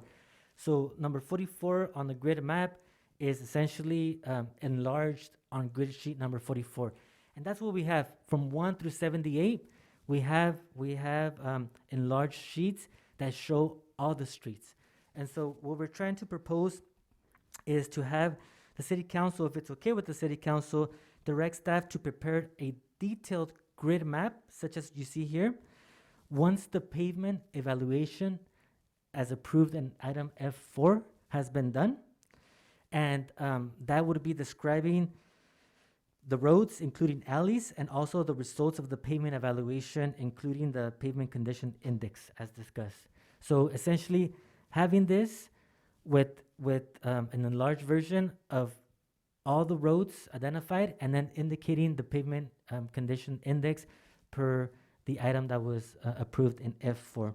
And the hope is that in the future we can return to the city council and you can select another grid, work on one grid, and then when we come back, you can select another grid with roads that need maintenance assistance. Again, all of these grids would already have all the roads evaluated, and the benefits is that we will have one staging area for each particular grid for all of the work equipment to target all of the roads within that grid that require maintenance and rehabilitation, and have that to be approved by the council in the future. So we need to have the equipment in one place per grid to fix certain areas at a time, and this can potentially have cost savings in the thousands, and overall, over the long haul, in the hundreds of thousands and even more. Here is a sheet summarizing the street dollars available as of February 24th, 2021. City manager asked if I can include this sheet so he can go over it very briefly with the council. Yeah, thank you, Abraham. Sure. So sometimes the concern is when we ask about what sounds potentially to some as delays, I wanted to say that we actually do have money in different accounts. We have about $1 million in the road maintenance and rehab account, which is, like I said, about $1 million. Measure G, which from COG, we have about $5 million, and which we're going to investigate a little bit more because I believe that there are more funds there, but that was what they initially told us. SB1 funds, we have about $1.4 million. gas tax reserves, we have about 100,000, and then we're gonna be reimbursed for for part of the traffic calming on Buena Vista of about 220,000. So when we look at the projects that we have in the hopper, we have the SB1 project for 2021, which is gonna be about 800,000. SB1 projects for 1920 would be 1.5 million. The Lad Lane and Southside traffic calming that you just approved, that's gonna be about $1 million. Central Avenue, 465,000. Sally traffic calming is about $500,000, and then the Buena Vista traffic calming, which will probably be done about 2022, is 3.5 million. So when you take up all the funding that we have, and then all the projects that we have currently planned, that this gives us a surplus of about 100,000. So with one thing that we are working on right now is, with money being so inexpensive right now, with interest rates really low, is to maybe look at borrowing against some of our Measure G money and some of our SB1 funding, so that we can actually get bigger projects, which would actually increase our ability to fund additional projects. So we'll be coming with that in the near future, but I wanted to feel somewhat secure that we are working on some different road projects for the near future. Thank you, City Manager Miller. In summary, staff is requesting direction from the City Council to, 1, direct staff to perform the pavement evaluation on the city roads and include alleys as approved in item F4, and this would provide us with an updated status of the roads and alleys of our city, demonstrating what condition these roads and alleys find themselves in. 2, prepare a grid map of the city, grouping road rehabilitation projects together in each grid to increase cost savings. 3, for the road rehabilitation project of 2020-2021, focus on the McCarthy, Chapel Road, Caston Court segment only, as seen in this slide. Again, this is not to say that we're not going to do the Olive and Park and Line Street. We'll just come back to you at a later time, and when we see that we want to approve the grid that shows Park Street and Olive, we should be able to approve more roads within that area at a cost savings. And for the following year, 2021, 2022, shift to a different location as determined by the City Council once you see the evaluation that's been done to all the roads and in the grid system, if it's okay with you for us to move forward with that. And then it'll be up to you which grid you want to approve next. So with that, this concludes staff's presentation. Are there any questions for staff? Any questions from council? Mayor Tim Burns. Councilmember Burns, go ahead, sir. Thank you, Mayor. So, Mr. Prado, did I hear you say by packaging or bundling a group that is proposed that we could potentially, by not doing 2 streets, save about $300,000? Is that what I heard you say? For fiscal year 2020-2021, that is correct. Right now, if we package on the roads that were approved, if we focused on just one section for this time around, and not necessarily do at this time Line Street and then move the equipment over to Park and Olive, and if we just focus on McCarthy, Chapel, and Caston, we would be saving at approximately $300,000 from the estimates provided by Kimley Horn. Thank you. So, you're welcome. To kind of piggyback off of that, if we're going to save $300,000 approximately, now I've been off and on in the city of Hollister over 20 years, and as I can recall, I don't know that our alleyways have ever been in good condition. And not only are they not necessarily in good condition, but their lighting is not necessarily great either. Right. And I am very excited by the project assessment that we just recently approved for about $53,000, as I recall. Yes. But I would really like to see the city make a commitment to focus on the alleyways, and I don't know if there's a way to earmark that $300,000 savings for alleyways specifically. Now, I benefit by being in District 4, where our roads are in very good condition overall, and I don't want to rain on Councilmember Perez's parade, but I very much would like to move that forward to ensure that we're not having these conversations reoccurring unnecessarily. And the mayor may be able to weigh in on this as well. As it relates, to bundle road work, it seems like that was a recent past practice of the council, and I don't see any reason why we would ever want to deviate from that, because it seemed like it, back then in previous iterations of council, also provided a cost savings, and we got more work, and so just makes sense to me. It seems like a best practice, frankly. And so with that, I would like to see some commitment to the alleys, particularly once we have the street assessments there. I do think they're a priority, and I think our home price values will increase with the increase in the alleyways as well. And so thank you. That concludes my thoughts and comments. Thank you. Thank you, sir. Any other questions, comments from councils? Yes, Mr. Mayor. Vice Mayor Resendez? Thank you. Abraham, is this a common practice, this grid? Is this how they do it in other cities, or how did you guys come up with this idea? So we came up with this idea because we were talking with the city manager, city engineer, and we were looking at this road rehabilitation project approved for 2020, 2021, which is important. I mean, the city council indicated the importance of it to where it basically dedicated or allocated the $760,788 that we're supposed to be using from SB1 fundings, and that's great.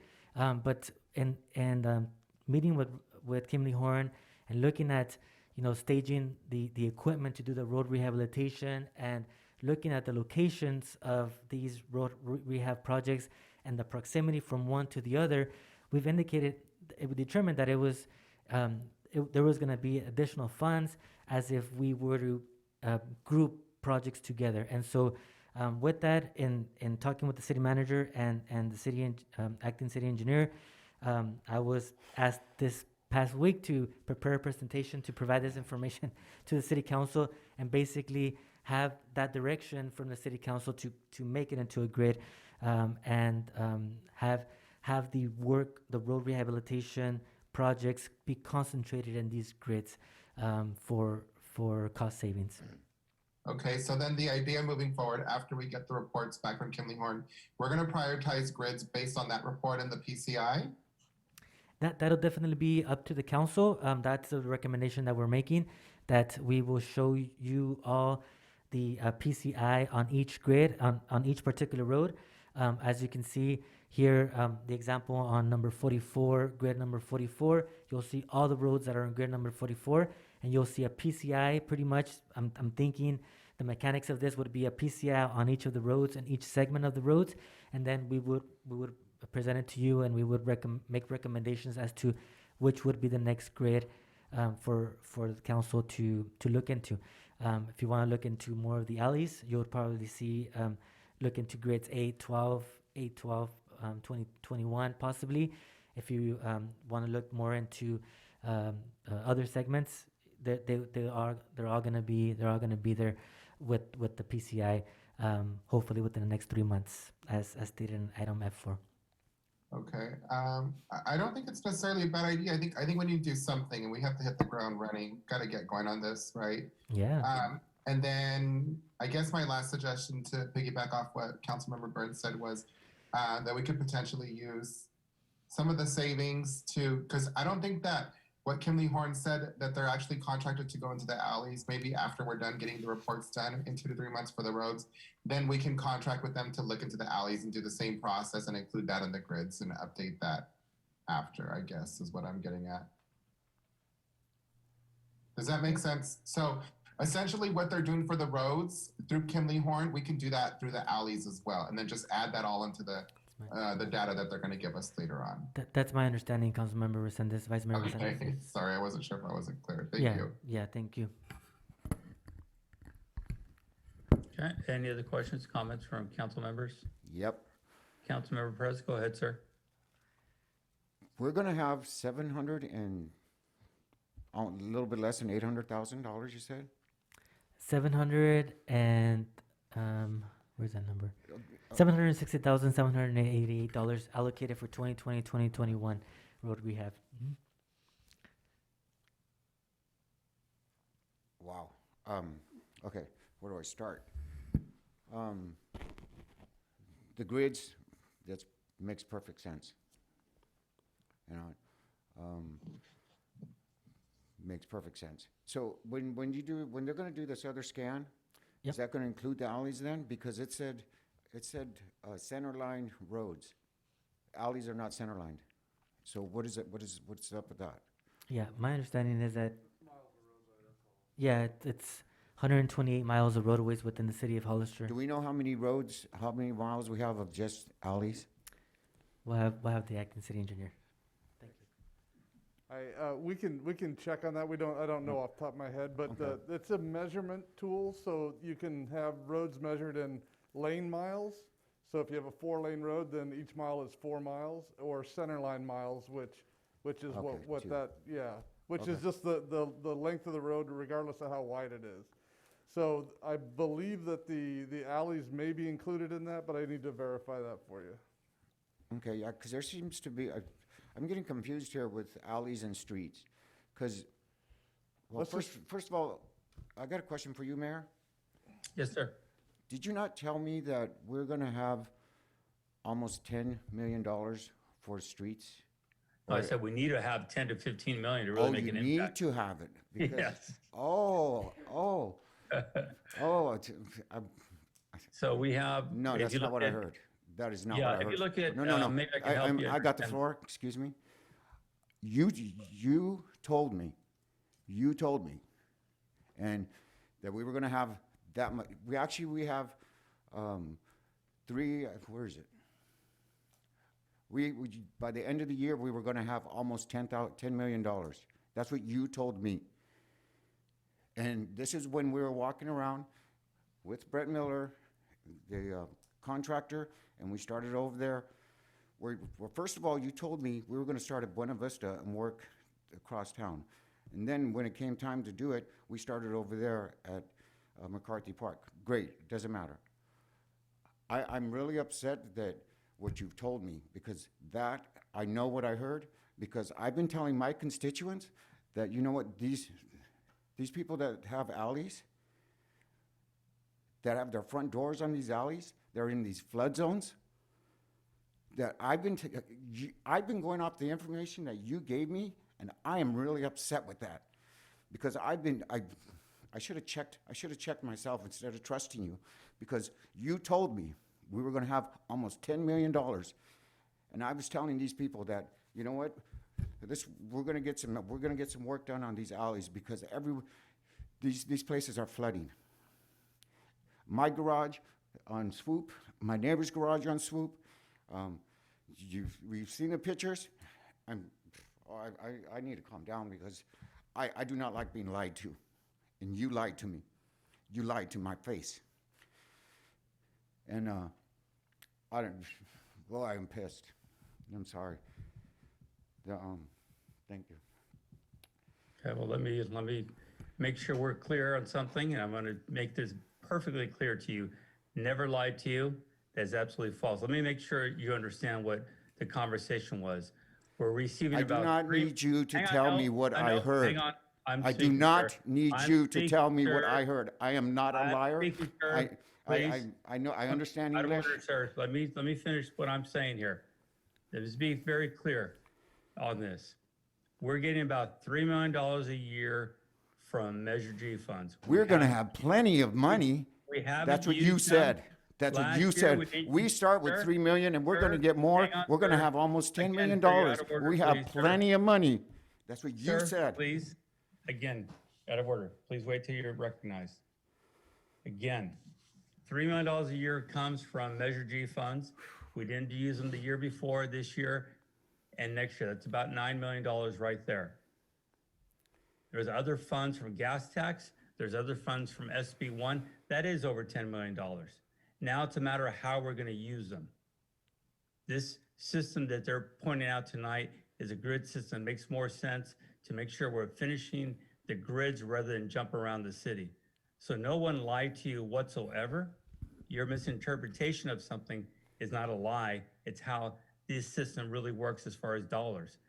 Now, how do we get more dollars so we can do more roads is the question. So there is Okay. no lie to you. It's very, very simple, very Oh, clear. that's right. Roads are You're very really good with your expensive, words. I'm sorry. very expensive to do. It takes a lot of work. It takes a lot of planning. What they're presenting tonight, very good plan. And we need to start working on a grid system because we cannot just bounce around the city as been done in the past. It's not very efficient. It's very expensive to be doing that. This is a good way to start doing these things. These were some of the plans that were made before, as far as near McCarthy Park. But some of those streets might not take a grind, but they need to be slurried. They need to be sealed, crack sealed. There's a lot of different things that need to go into this. It's not just pick and choose here and there. It's very complicated. Obviously, this is taking a while just to get to this point. So we getting there. There's dollars, there's issues, and people need to understand that. It's not just making up dollars and then just saying, hey, we can just do this and that. We're getting there. But to say that you were misled or lied to, absolutely not. I just explained it to you very clearly, and I hope you understand that. Is there any other questions from other council members? I'm not done.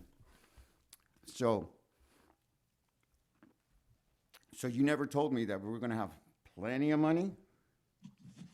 Sir, I just told you right now again. I made it very clear what it was. I just asked you a simple question.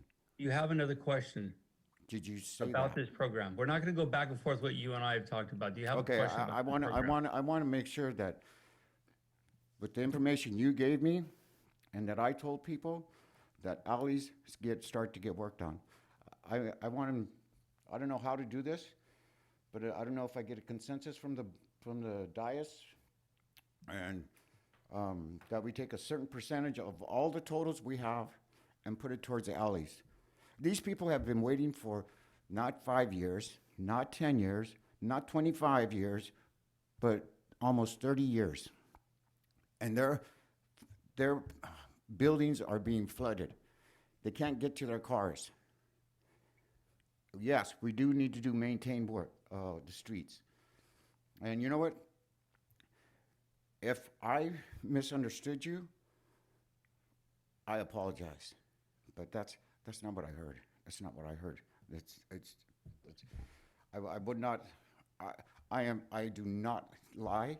I do not accuse people of anything. But when that happened to my face, and you misled me. So okay. I need some of these alleys done too. They need to start on these alleys. We need the entire city fixed. That's what we're trying to get to. That's the whole point of a Okay, grid yeah, system. and you told me that the streets have, the alleys have always been put off for later. Well, it's later now. Now is later. Which we've been saying for years. And this is And why yeah, later. What alleys are done? Sir, again, we have roads that are in bad shape throughout this city because they've been ignored for too many years. This is the best plan we've heard. Finally, we have dollars to start working towards it. It is not perfect, but I can tell you 4 years ago, 5 years ago, everybody thought $800,000 a year would fix these streets, which is why we pushed so hard for Measure G. It's why we pushed so hard to get the road study done, so everybody's clear that we need to spend $45 million a year just to keep up. This is part of that plan now to start getting these roads fixed. It is complicated. I can understand your confusion with it.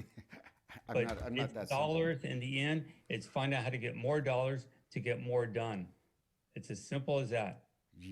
Yeah, Thank we've you. had this conversation before. And Thank you. Do we have any other questions for any council and you members? said that, you know what, we were gonna attack, we're gonna separate the Councilmember the Perez, alleys please. from Do we the have any other streets. questions for other council And in members? fact, the alleys are even on our capital improvement projects.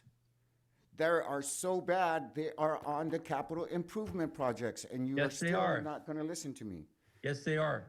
And this is, again, we should have had other roads done last year. Yeah, year so before that where- were never done. This is where have you why been in the- This new team is taking care of this, sir. Again, speak when you are recognized. We don't want outbursts as were in the past. We don't need to go back to that. We can be professional here and have a conversation about what we're gonna do to get these roads fixed. Not point fingers and blame people for things that we misheard. Or Now, you is there any- misspoke. Is there any other questions? Why for am any I, of the why council is everyone else the wrong one and you are the right one? I'm not the right one. Exactly. We're all together the right one, together. Right, All of them. and I'm trying to come up with a consensus from all of us to come together. Okay, well, don't to- just sit there and say I said something. It's not, you misinterpreted. We don't need to go there. Is Well, there any other questions from the other I think council? you're tripping over your tongue instead of me not being able to hear right. Sir, again, Mr. Perez, is there any other questions from council members? Mayor Tim Burns. Go ahead, Mr. Burns. Thank you, Mayor.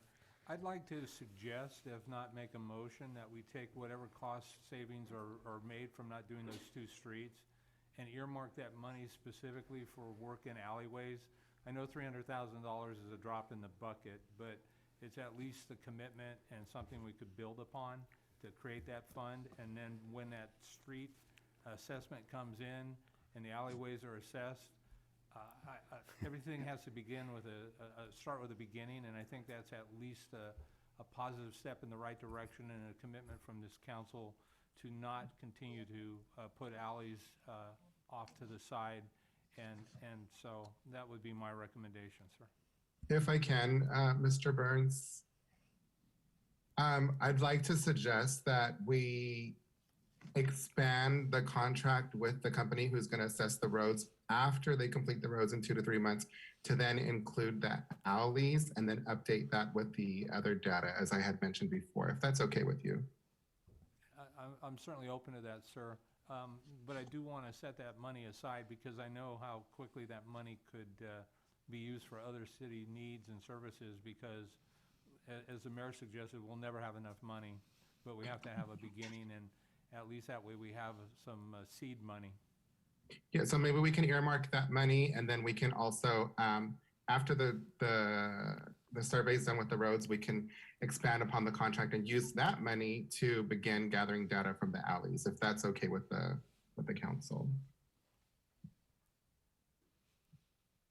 I think, let's go back here, guys.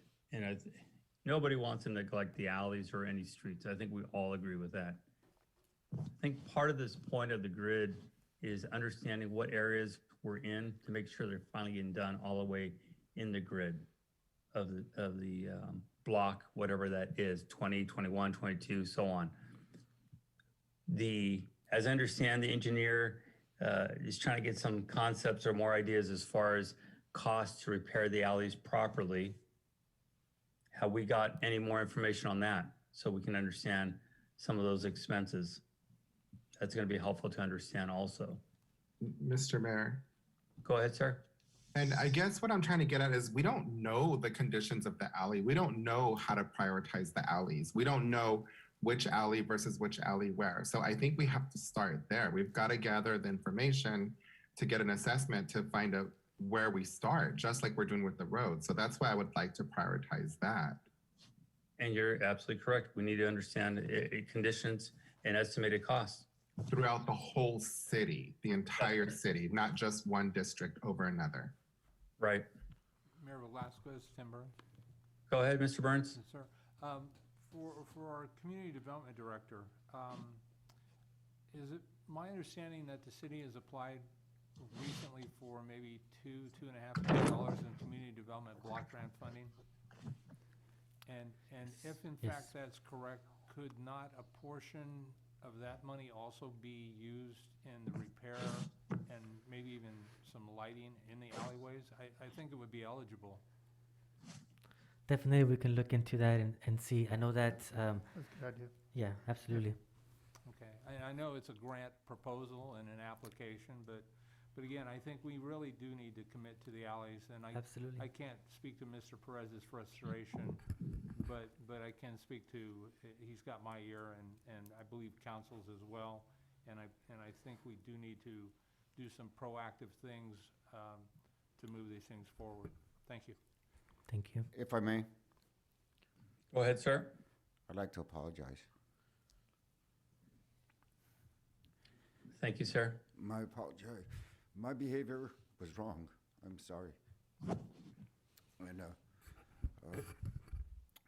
whatever type of miscommunication it was, that's what it was. We're going to get through this together, and we're going to get a good plan.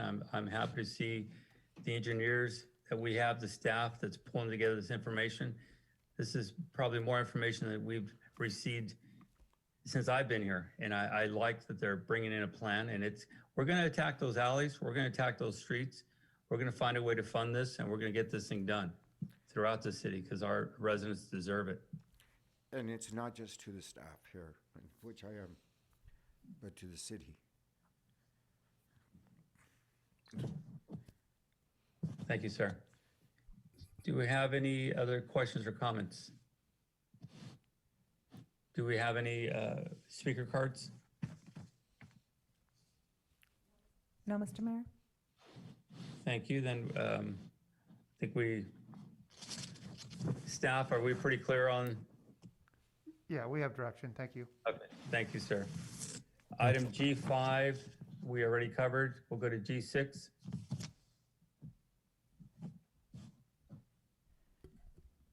Thank you, Mr. Mayor.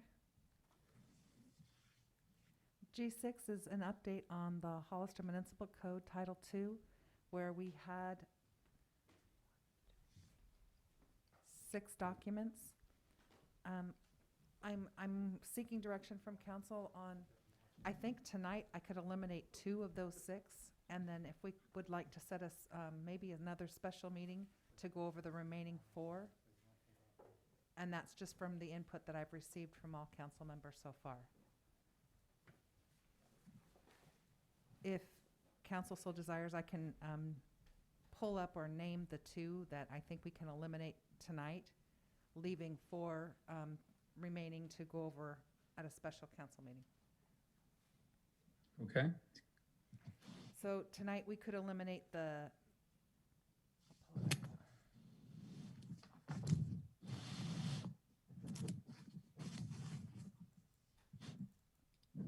oh, I can't pull it up on that one. The Code of Ethics final, it was, yeah, on G6, it was number C.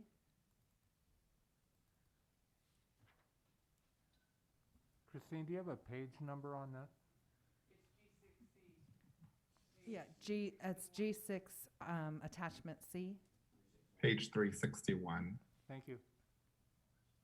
I'm in a different view than you are, Councilmember Burns, sorry.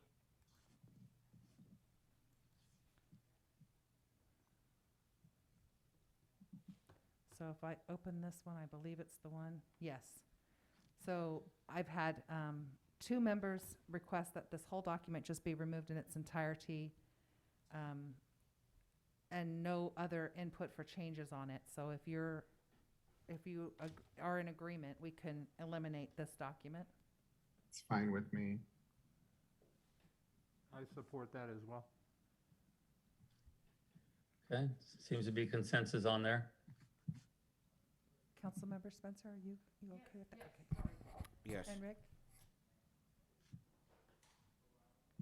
Okay. The other document I think we could eliminate right off the bat would be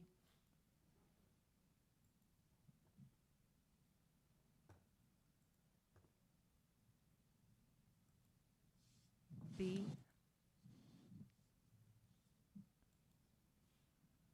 Attachment B, council norms final. I again have had 2 people request that we eliminate it in its entirety.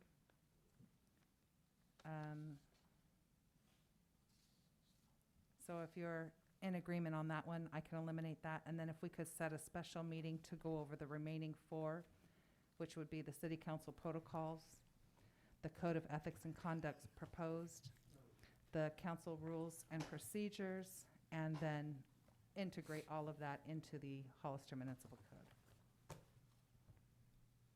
That's fine with me. And then Agreed. just as a reminder, if anybody wanted to bring anything back from those documents, you can always look at it and then bring it back at the special meeting, right, Christine? That is correct, yeah. Okay, I'm totally comfortable with that. Everyone else all right with that? Yes. Okay, so there's a consensus on that also. Thank you. And then if there's just a date that is good for all of you to set, to go over these remaining 4 documents?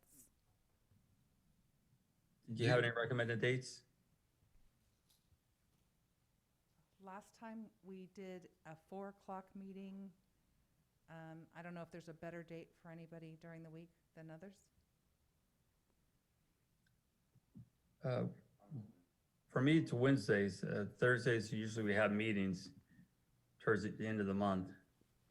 I Does a prefer Wednesday work for you? Wednesdays.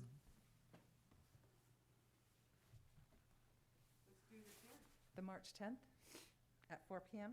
Yeah, With nothing but these items on there. sounds good. March 10th? Is that all right with the council? Agreed. Yes. Agreed. Thank you Okay. very much. All right, get that out. Perfect. Is that it? Yep. All right, do we have any comments from the public? I have no speakers, Mr. Mayor. Okay. Case, thank you very much for that update. HIJK, there's no business. Is there a motion to adjourn? So moved. The motion, is there a second? Second. Motion second, roll call. Mayor Velazquez? Yes. Councilmember Perez? Please. Yes. Vice Mayor Resendez? Aye. Councilmember Spencer? Oh, yeah. Councilmember Burns? Yes. Thank you. Thank you, everyone. Good night. Good night. Good night.